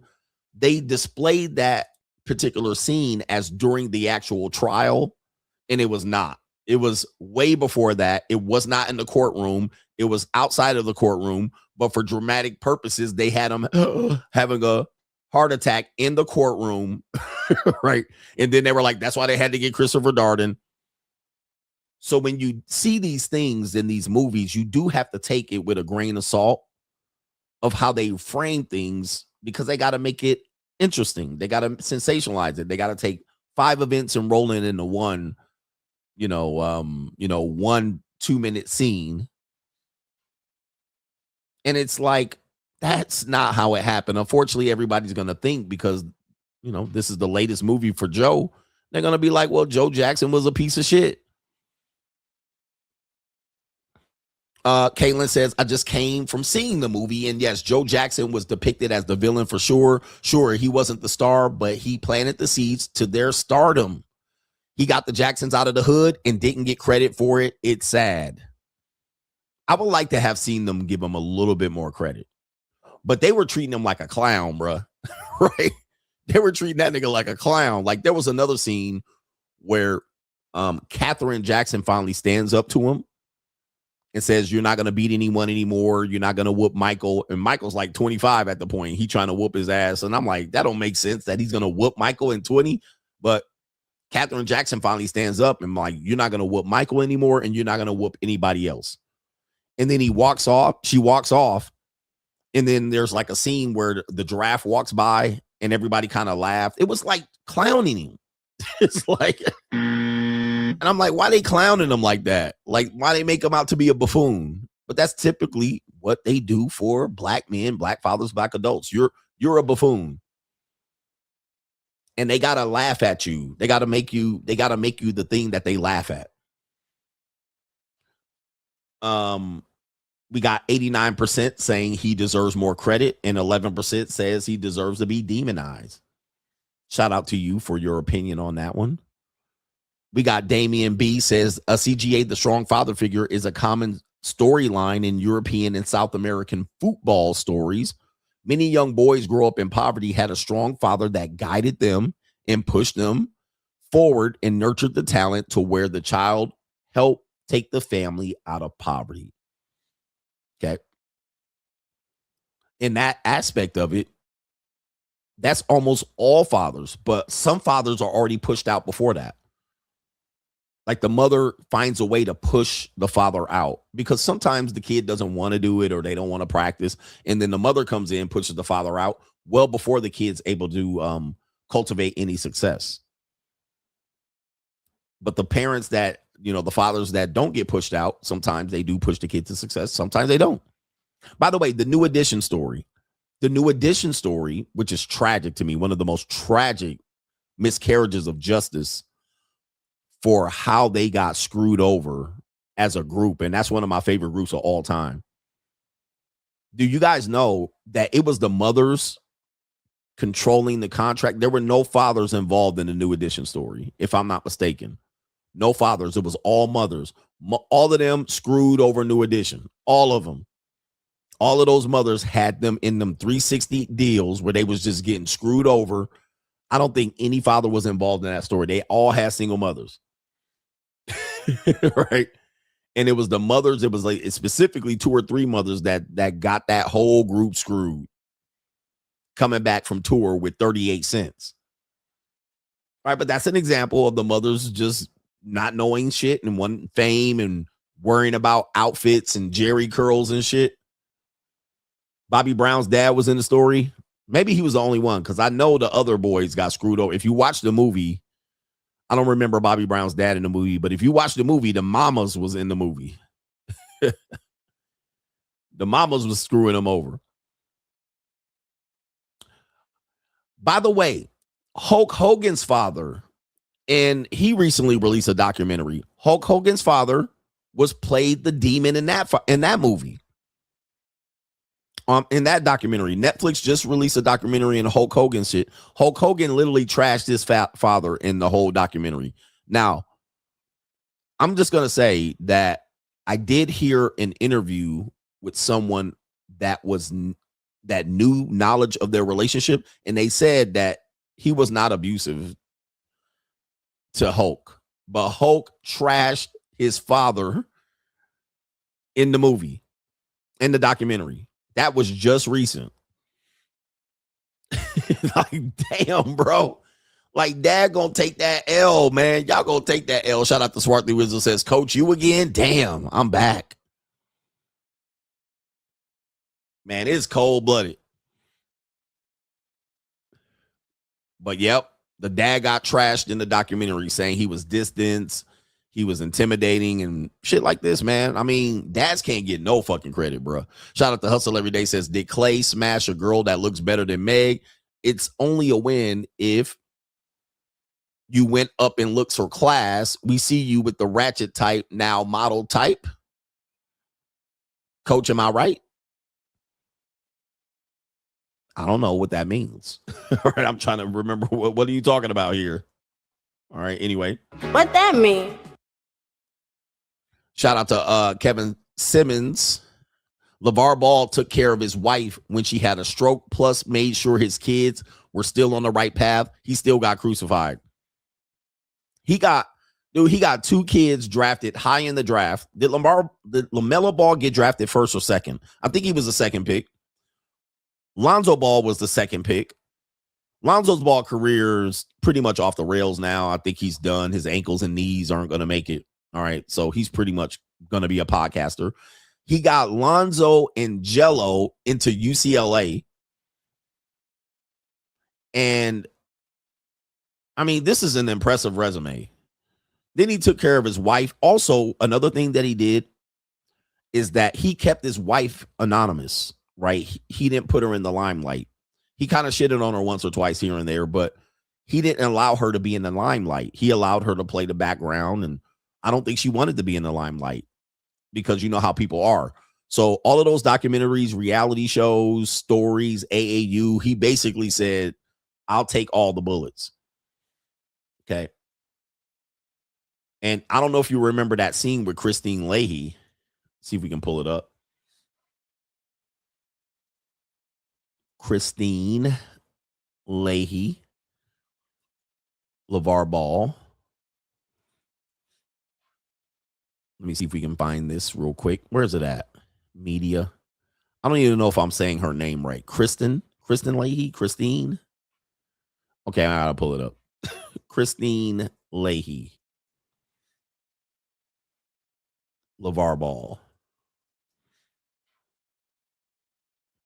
This was 2017. So we got this. Let's get a video here on Twitter, not on YouTube.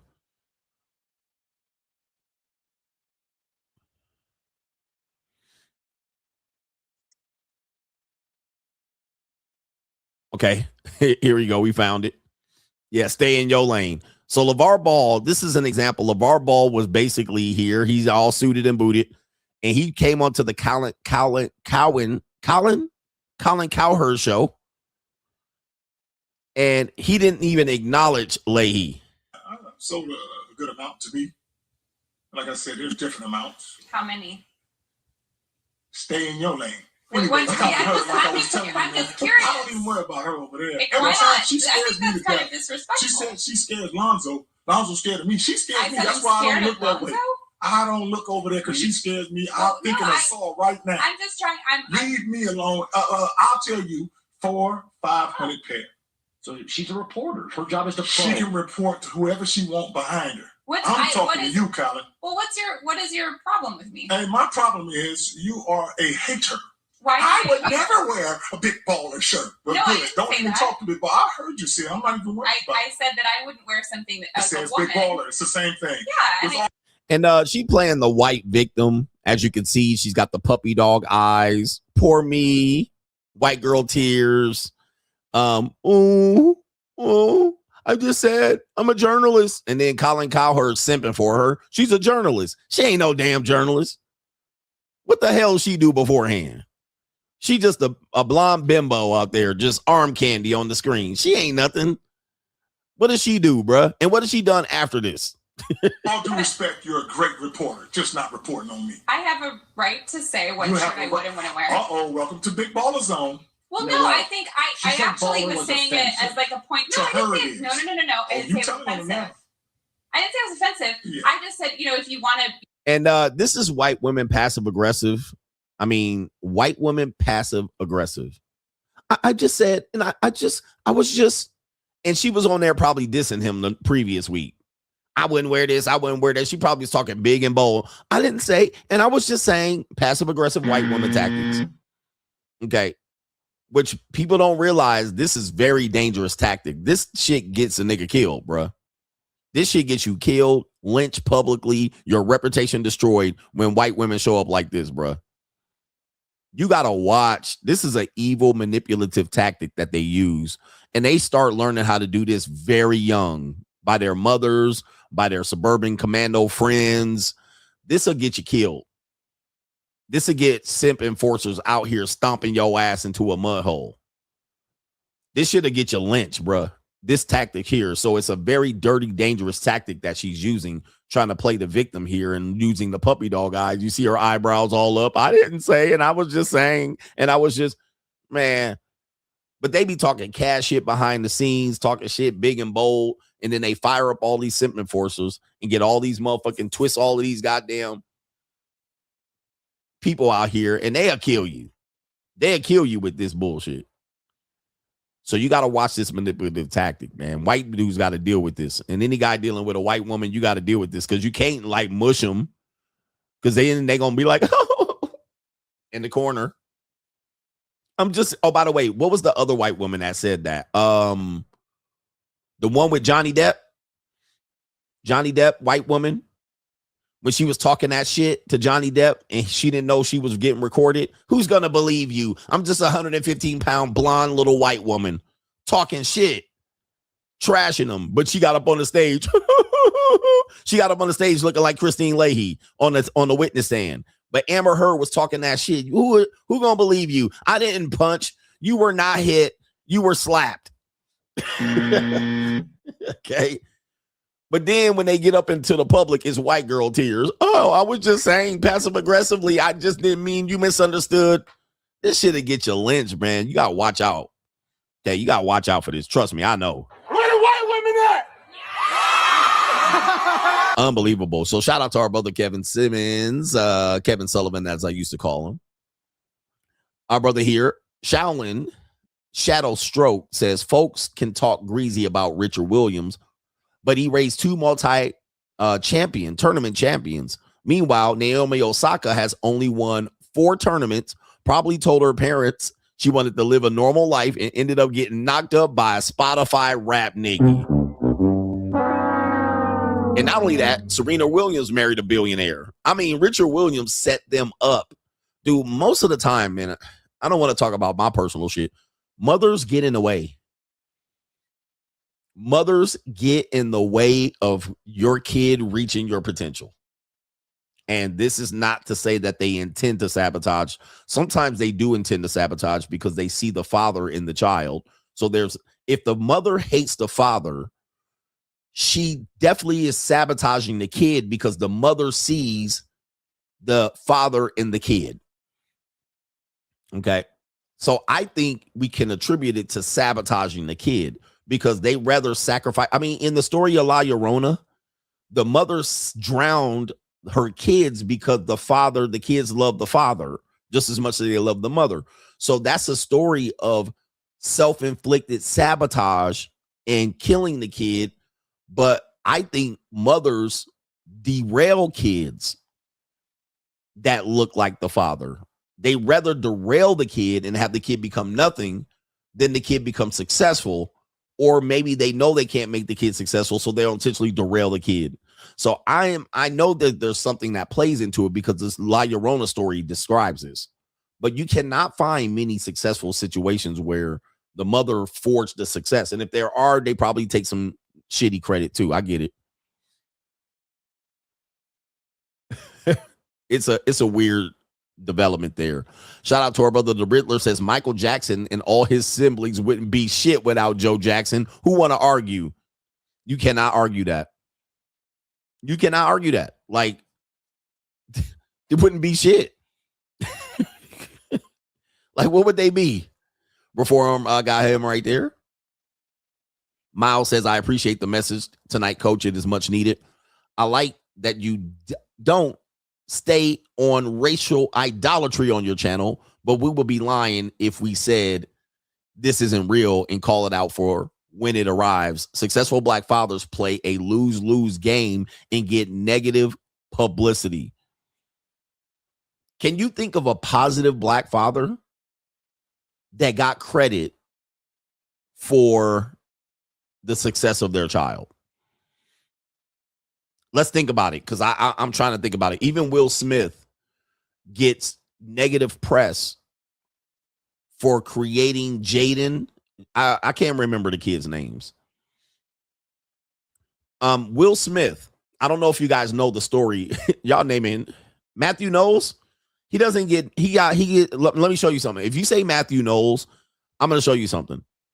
Matthew Knowles does not get the credit for Beyonce. Let me see here. Matthew Knowles interview. What did Tina do?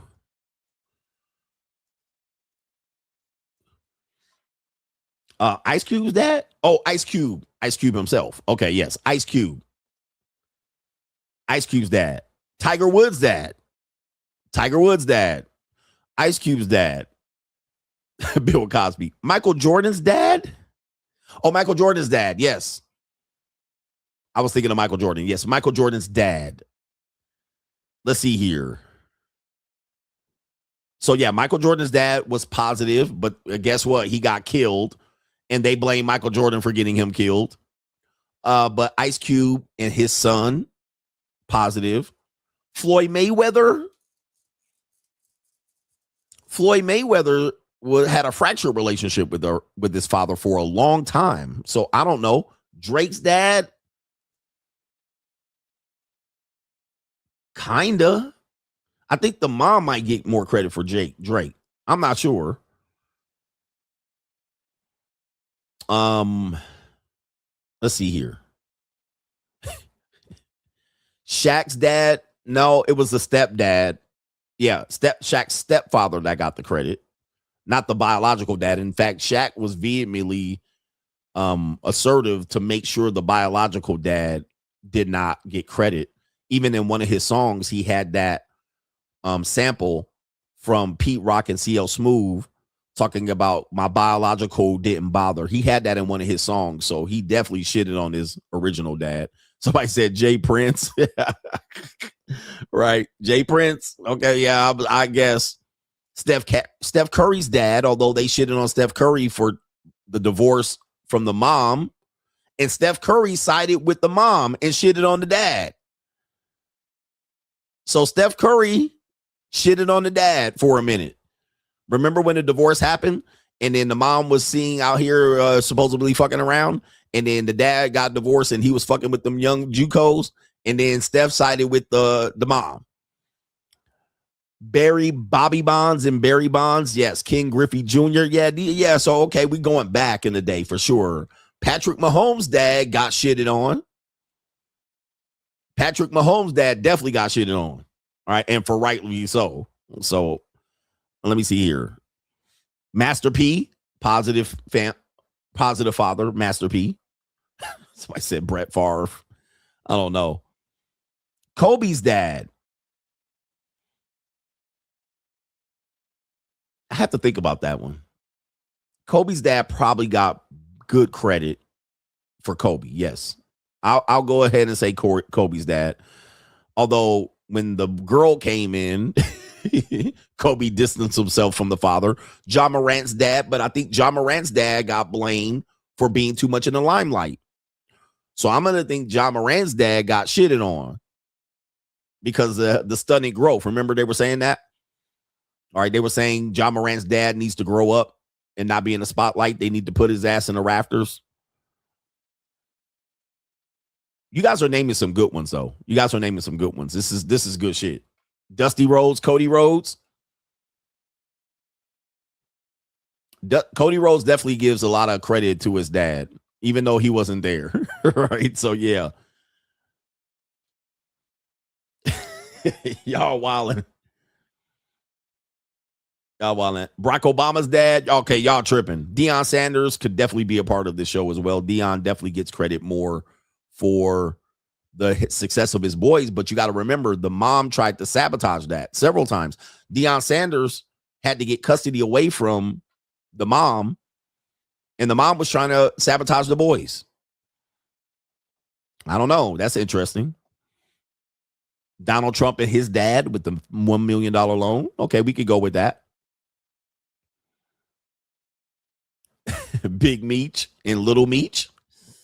I don't know. I'm not getting involved in that. All right, you guys name some good ones. Marvin Gaye's dad. Oh my God, man almighty. Marvin Gaye's dad. You guys are despicable, bro. Oh, the humanity. Absolutely despicable. Despicable, bruh. What's wrong with you people, man? You guys are terrible. All right, Larry C says, speaking of tennis, did you know that when you call a lady standing in the middle of a tennis court, what do you call her? a lady standing in front of a tennis court, a net. He says also, what's a kidnapper's favorite shoe? White Vans. All right, shout out to you, Larry C. Here's William. Shout out to you right there. Oh, another father that got dissed was, who was the father? Was it T.I. saying that he wanted to check his daughter's hymen? Right? And everybody lost their fucking mind. And he went there. I want to test my daughter's, see if her hymen was intact. And everybody went crazy. But you got all these other daughters that are whores and their fathers can't even check. Like, that was crazy. That was T.I. I think I hope T.I. doesn't watch me because celebrities watch me. I think T.I. is one of the most interesting people. I don't know about T.I. because I got to be careful because celebrities and managers be watching me and shit. They be like, we about to put CGA on. All right. And then I diss them. So I got to be careful. But T.I. be like ecclesiastically and despicably and all of this shit. I think T.I. like he think he's smarter than he is. Like, I hear T.I. and I just shake my head like, what are you talking about, nigga? All right, what the hell are you talking about? 80%, 90% of the time, he does not make sense. And he think he's smart as a motherfucking whip. Like, what are you fucking talking about? Who told you to talk, nigga? All right. Yeah, expeditiously and ecclesiastically and, you know, what we need to do as a people. And he is absolutely makes zero sense. Shout out to DC Shelton says Lewis Hamilton's father quit his job to push Lewis to be the 7-time F1 champion and one of the greatest of all time. Shout out to Lewis Hamilton, father. I don't know much about the story, but I have heard that he played an integral part into Lewis Hamilton's career. All right. Yeah, T.I. thinks he's Martin Luther King or Malcolm. I'm like, nigga, shut the fuck up, bruh. Just rap. Just rap because you ain't making no sense. And then he gets involved politically. Like, that dude don't need to be saying shit, bruh. And anybody that listens to T.I. for fucking advice. All right. Anyway. Oh, what about Rock and Rocky Johnson? They shitted on Rocky Johnson too. So Rocky Johnson and The Rock, I think their relationship was pretty much fractured. The mom gets more credit. Not only that, The Rock's lineage is assigned to the mom. The Rock's lineage is assigned to the mom, not the dad. In fact, The Rock has never been on record calling himself black until it's time to talk about his dead father. So I don't even think Rocky Johnson gets as much credit as they think. But let me see if we have I have 2 videos here. This is I know I can't play that because that's the Breakfast Club. Here it is. This is saying, I guess this is him asking what Tina Knowles did for Beyonce. It's the same thing to Tina Knowles. You guys put in the work, and obviously the talent was there with your kids and your grandkids. What work did she put in? In the hair, okay, clothing, you're absolutely right. And the styling, the styling, the imaging. You're right. She claimed to have preyed on the name, and different aspects of that. Sure, sure. So, yeah. It's a joint effort. All right. So there it is right there. So this guy right here got all that sugar in his tank. He definitely tippy toe, tippy toe, tippy tie. You guys had a joint effort. Matthew Knowles is like, what? What the fuck are you talking about? Can you shut the fuck up? He like, huh? Matthew Knowles is looking like, nigga, what? Joint effort? He's like, what did she do? Hair. Okay. Hair. He was like, okay, styling. So Matt Knowles is like, bruh. We'll stop now. Sorry, did I say something wrong? No. We're good. All right. We're good. Thank you so much. Thank you. I really appreciate it. He dipped. Wait, he did. So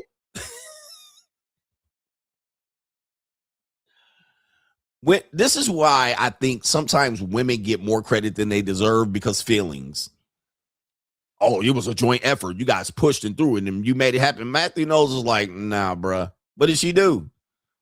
Oh, she put some clothes on them. She did their hair. And then he was like, oh, yeah, you guys are a collaborative effort. You guys deserve both the credit together. I'm out, bro. I can't even. I can't even. Like, I'm not even going to give you any credit for this fucking interview. I'm out, bro. This was not a collaborative effort. I did all the work. Stop the bullshit. Let's go. All right, let me play this video. This is an interesting video about Prince. You guys know Prince, Rogers Nelson. We did a video on him, basically saying he has the best rotation of all time. I'm going to play this clip that I stumbled upon. I want you to let me know what you think about this clip. This is Prince, and they're talking about his many muses. You guys know what a muse is. You know, they operate sometimes as girlfriend, but it's a young woman that provides inspiration for you as an artist. All artists use muses, but unfortunately, in our world today, we don't let men use muses, and it's somewhat dangerous to use a muse because it is almost always a young woman.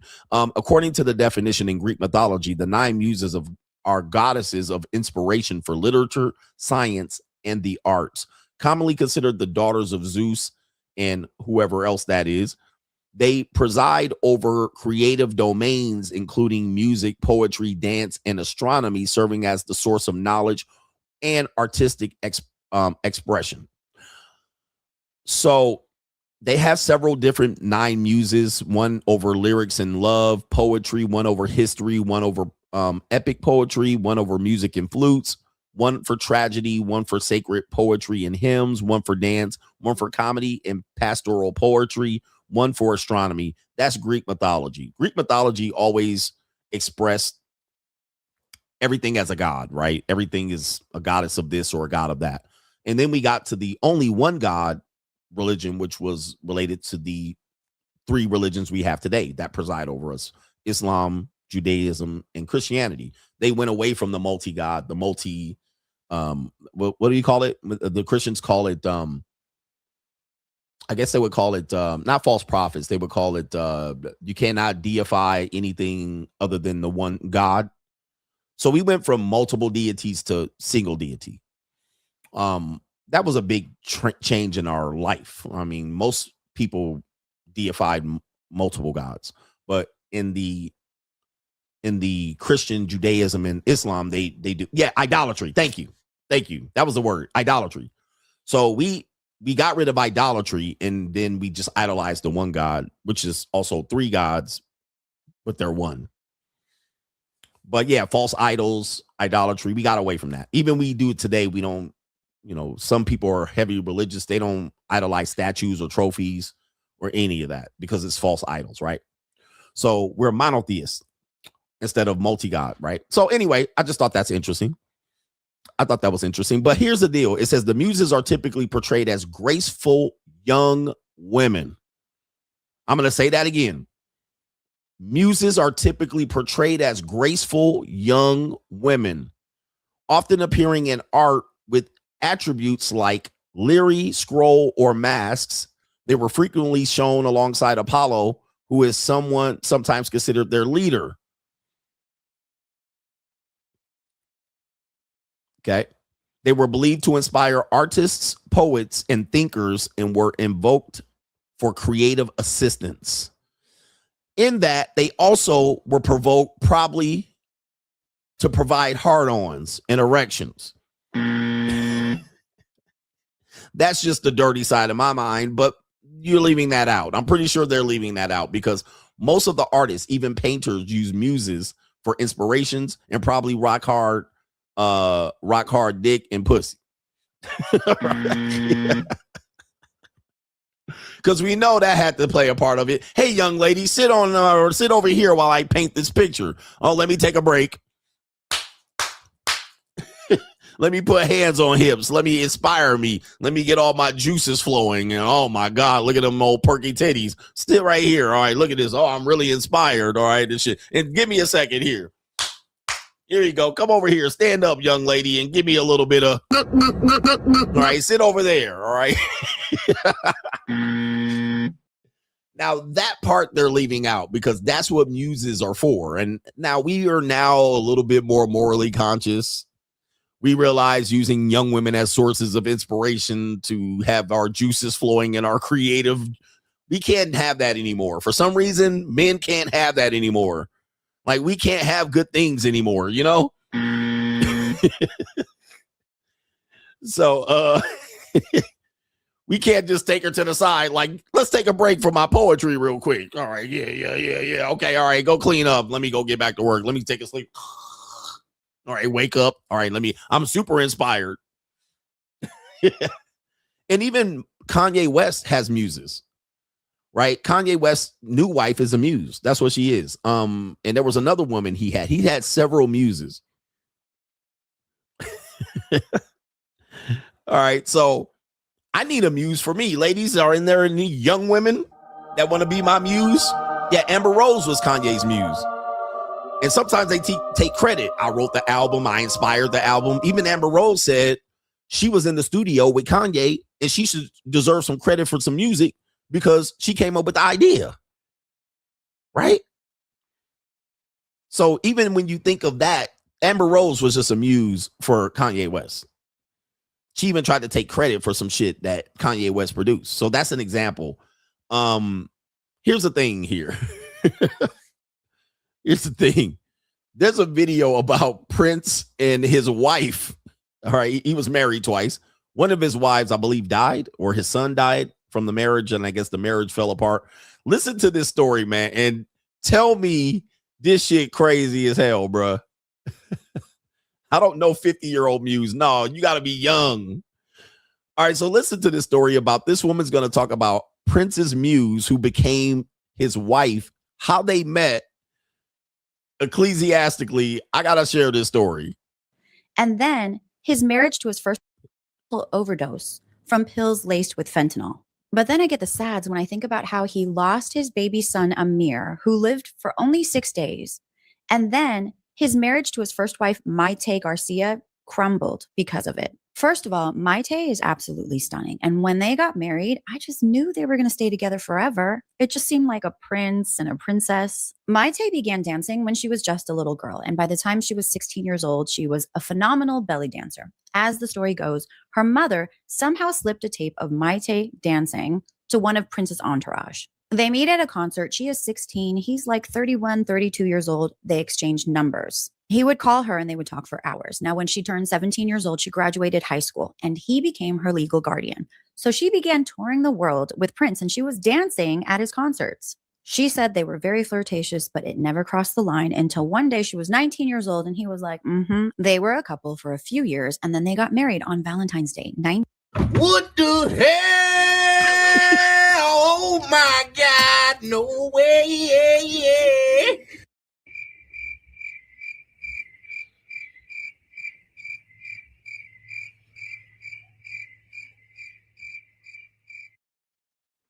What the hell? Oh my God, no way.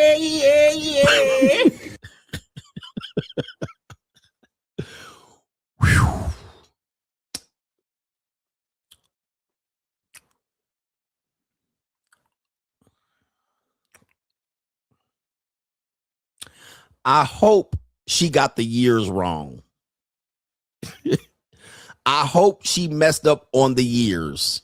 Holding back the years. Wait. Let me get this straight.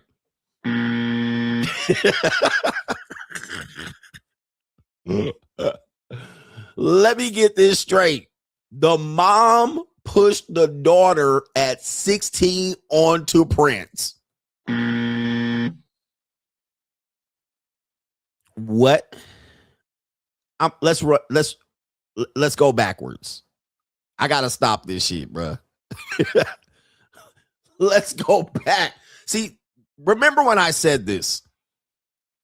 When I said this, I said a lot of music, especially rap, but not only rap, rock and pop, blues music.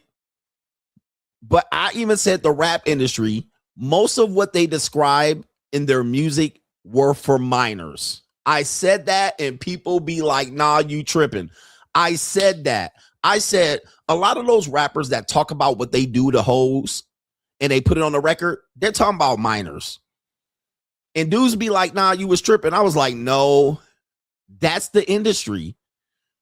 Jailbait, backstage. Well, who goes backstage? I mean, now you got these old hoes running backstage now. They 30 and 40 trying to fuck rappers. But a lot of that industry often use 15, 16, 17-year-old, 18, 19-year-old women. That's just how it is. That's just how it was. We've gone away from that. Let me see here. We've gone away from that. Minnesota age of consent is 16. But most of the songs, they even have songs. B.B. King, Sweet 16, right? There's too many songs for me to name related to this. But let's go back. Let's go back. A lot of times the mother pushed the daughters into it. Same with R. Kelly. The mothers was the one pushing them girls on the R. Kelly. Chingy has a story saying a mom was trying to push their 16-year-old daughter onto him. Smells Like Teen Spirit. Rick James, 17. I mean, it's just let's run this shit back, bro. Let's run this shit back. Like, yeah. Or what about Kim Kardashian's sister was with a rapper and she was supposedly 16 or 17 or 18, right? What was Kim Kardashian's sister? Kylie? Wasn't she with a rapper? Am I tripping? Let's hear this shit again, bro.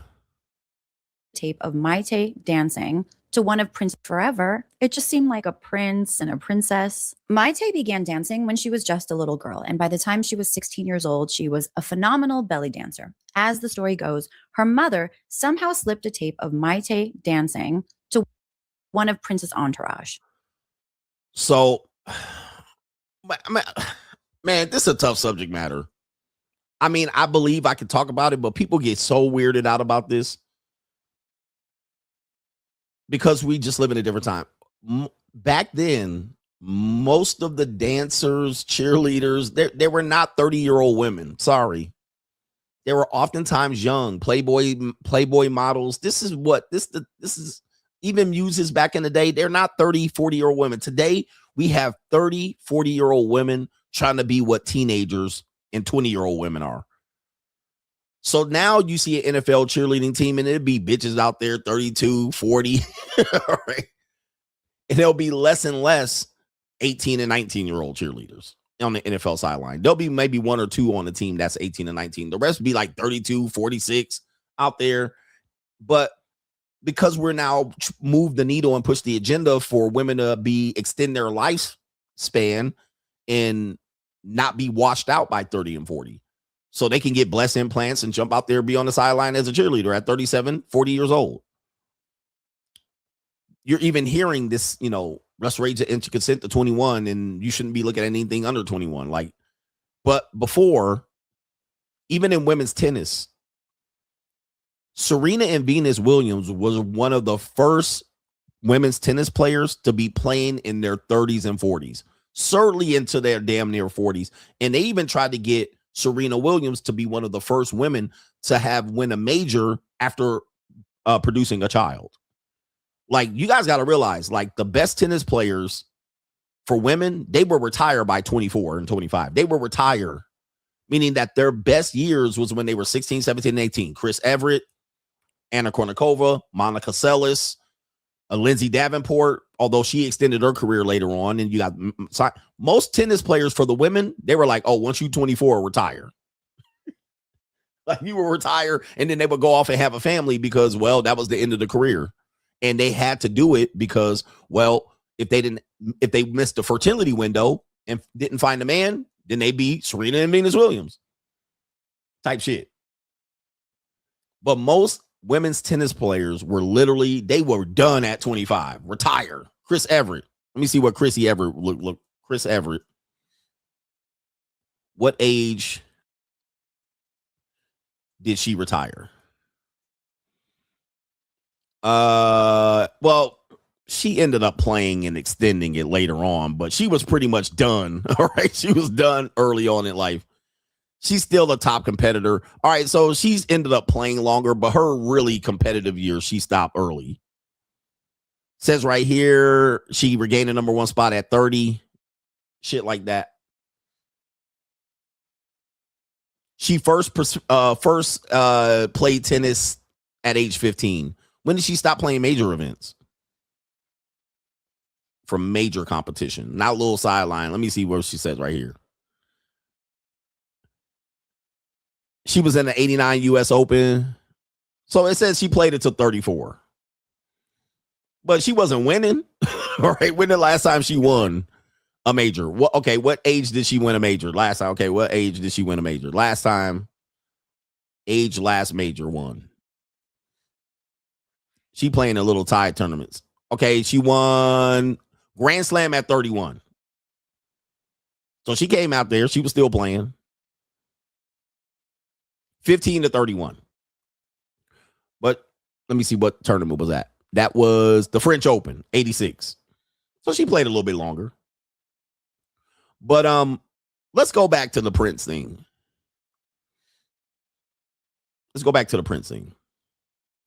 If it's true that the mom passed on a video, this video, okay, a 16-year-old girl dancing, passed it to, like, of all the people you're going to pass a video to, you're thinking, hey, you know what? I'm going to pass a video to Prince, and I'm going to have my 16-year-old daughter belly dancing. Is that fair or foul? Just guessing. Is this who you would be like, oh, I think this guy can help her? And then let's go further. Of Maite dancing to one of Prince's entourage. They meet at a concert. She is 16. He's like 31, 32 years old. They exchanged numbers. Now, didn't Drake get in trouble for this? This is the stuff I'm talking about, how times change. She's telling this like this is a love story. She's not sounding the alarm. She's not saying, hey, this is predatory. No back Me Too case, obviously not trying. She's like, this is a love story. Didn't Drake get in trouble for the same thing? Wasn't he talking to some child actress? Texting her and talking? Like in today, that shows you the difference between yesterday and today. And this is not even 20 years ago. Drake still gets caught up as a pedophile. A minor. Wasn't that the whole reason for the A minor? Right? That's the whole reason for when people shout A minor, because Drake was talking to that Millie Bobby Brown. How old was Millie Bobby Brown? I'm not trying to get Prince in trouble, by the way. How old was Millie? I think she was 14, though. Bobby Brown, when she was texting Drake. When texting Drake. She would have been, according to this, a minor 14. He was 31. She was 14, which would be way below the age of consent. But if we're taking this particular story, this is not much different, right? He's texting her from 16 all the way through, and they end up marrying. Wouldn't they call that grooming today? They wouldn't call that grooming? 16. He's like 31, 32 years old. They exchanged numbers. He would call her and they would talk for hours. Now, when she turned 17 years old, she graduated high school. And what? Bruh, I guarantee you, if you caught me texting a 16-year-old, nigga, Abba and Preach would be on the video right away, bruh. If anybody caught me today, somebody said Russell Brand even said that. Oh, I banged the 16-year-old, but it was the age of consent was fair. But if today somebody caught my motherfucking ass out here, you know, coach out. And by the way, 16 is the age of consent here in Nevada. But I'm just saying, if somebody caught me texting a 16-year-old for hours on the phone, and somebody would just be like, hey, coach out here texting the 16-year-old and they having conversation. They would be on my neck. I would not hear the end of it. They will be putting that shit out on the internet every day until YouTube scrubbed me off the platform. If that was happening today. So that's how different. And somebody even said right here. Somebody says, yeah, they would never let me get away with that. And somebody mentioned Woody Allen. Woody Allen's case is a little bit different. All right. We could talk about that if we got time. But this is a very interesting thing. And then he ends up marrying her, talking to her on the phone from 16, graduating from 17. Is this a picture of her at 17? Oh, my goodness. All right. Oh, the humanity. That's a muse right there. That's what a muse is. That literally is the definition of a muse. Young woman inspiring a musician. He's 31, 32, 33, maybe a little older, and she's 7. Ooh, wait. He became her legal guardian. Oh, my God. I forgot about that part. He became her legal guardian?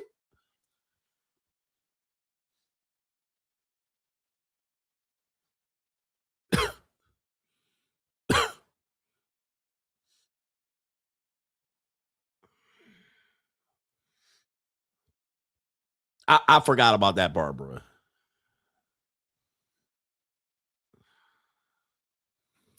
At 17, became her legal guardian and married her. Like, this cannot be real, bro. But it's real. So she began touring the world with Prince, and she was dancing at. Oh my goodness gracious! Oh, the humanity. I gotta get out of here. I love Prince. His death day was just recently. I shouldn't be trashing him like this, bro. This video popped up and I played it, and I literally was cooking. I was making scrambling eggs and I was listening to this shit like, what the fuck am I listening to? I was like, what the hell? I was like, yo, this is strange as hell, bro. Like, this story, man. Hey, man, look. Somebody said we all smashing. You going to jail, Nick. Oh, my goodness. Oh, the humanity. Man, everybody going to jail on this, man. Everybody going to jail. Report to jail. I hope it was worth it, bro. Jesus. Man, look. Quickly on the Woody Allen thing. The reason why this is getting close to it, but the Woody Allen thing made it completely crazy because he adopted, he was with a woman. I think her name was, this was his girlfriend / wife that he never really married. Damn, I can't think of her name. Woody Allen's girlfriend. Mia Farrow. So Mia Farrow, she was an actress back in the day, but Woody Allen was with Mia Farrow. That was his partner, right? They never were married, but they were together. They were known as an item. Well, what happened was Mia Farrow adopted a Ling Ling, okay, when she was young. I want to say as young as probably 7 or 8. All right. And so, yeah, the woman was adopted by Mia Farrow and her ex-husband. And then Woody Allen got with Mia Farrow when the child was young. All right. She had to be egg food young. I want to say around 8. So adopted by her and her ex-husband, Mia Farrow and ex-husband. Then Woody Allen comes in to Mia Farrow's life, and the daughter's like 8 or 9, like young. Then Woody Allen ended up marrying the adopted daughter.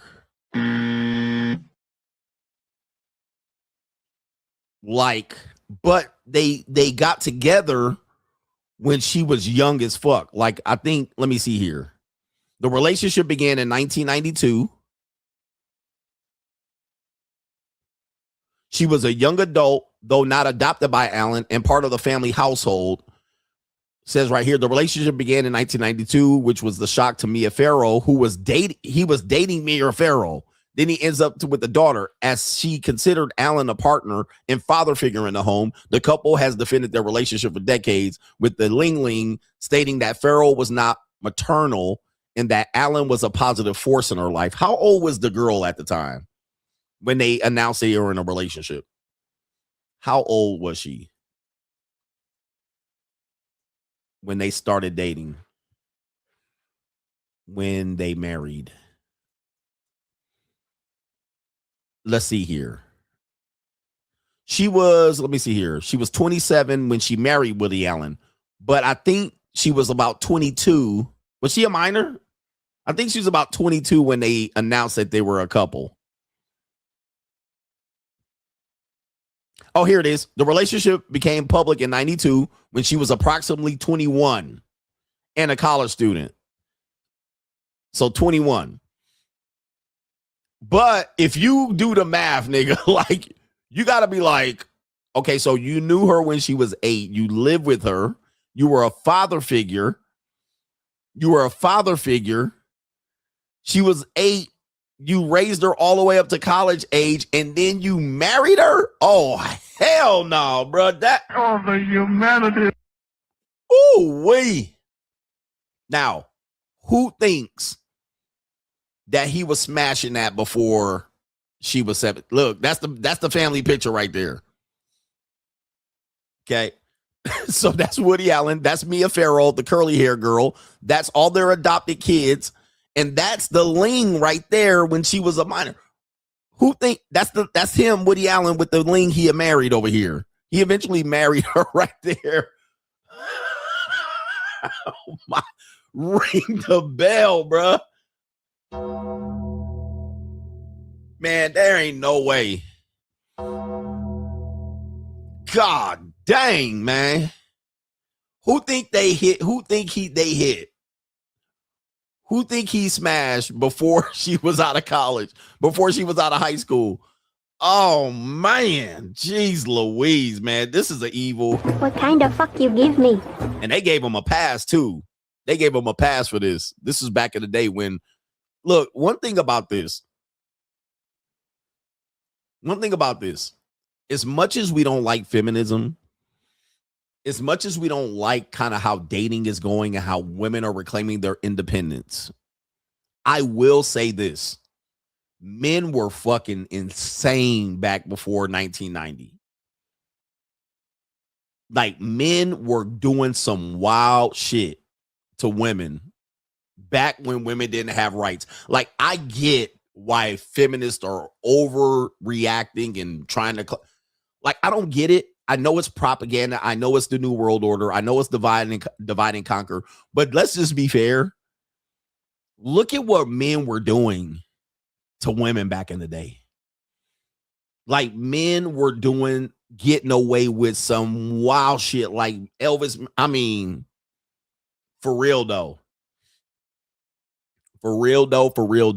Somebody said Seinfeld too. I mean, I'm not about to snitch on niggas. Like, but men were doing some wild shit and getting away with like murder on women. Today, that's why women are out here. They ain't going backwards, bro.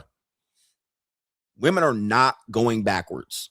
All right. They like, nah, because look at what they would go backwards to. Like, look at what they would go backwards to. Okay. Now, I'm not saying that this is a rightful thing to do. What I'm saying is, when I look back, I'm going, man, like, dudes going to prison today for the shit that they was getting away with, for sure. But anyway, robbing the cradle and whoa, man. And then somebody said Seinfeld too. That's a whole, man, look. He said 14-year-old women be outside. Yeah, I know, man. But yeah, I don't think they got a good trade-off. But what they got away from was women. Let me see here. Jerry Seinfeld and his girlfriend. Yeah, Jerry Seinfeld was dating a whole teenager in high school when he was famous. Like, Like, golly. Man, you couldn't do this today, bro. And somebody said it's the use, but yeah, I don't know. I'm not going to say what race, what people. We know I can't say that. But, I mean, he dating a whole high school girl in 1994 at the height of his career. Somebody said she cute, though. Yeah, she a cute little Jewish girl. All right, I had a little girlfriend in high school, a little Jewish girl like that. And had her outside, bruh. Had her outside. Like, fuck this dumb shit. Had her outside parading her ass around. Like, nigga, knocking her up, fucking and knocking the chutzpah off of her ass. Knocking the gefilte fish. He was knocking the matzo balls out of that.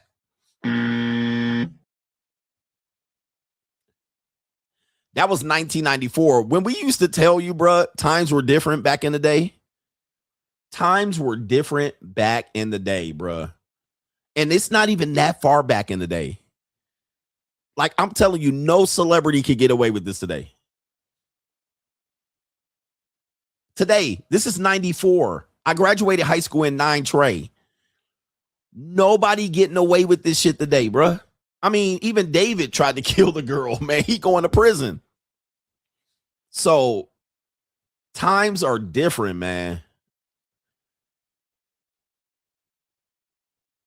Times are different. Leo, now, I don't think Leo's dating 17-year-olds. Maybe 18, right? But Leo, different times, man.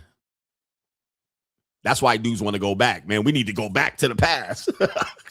Dudes trying to go back so they can go to the high school and hang out and go to the prom with bitches.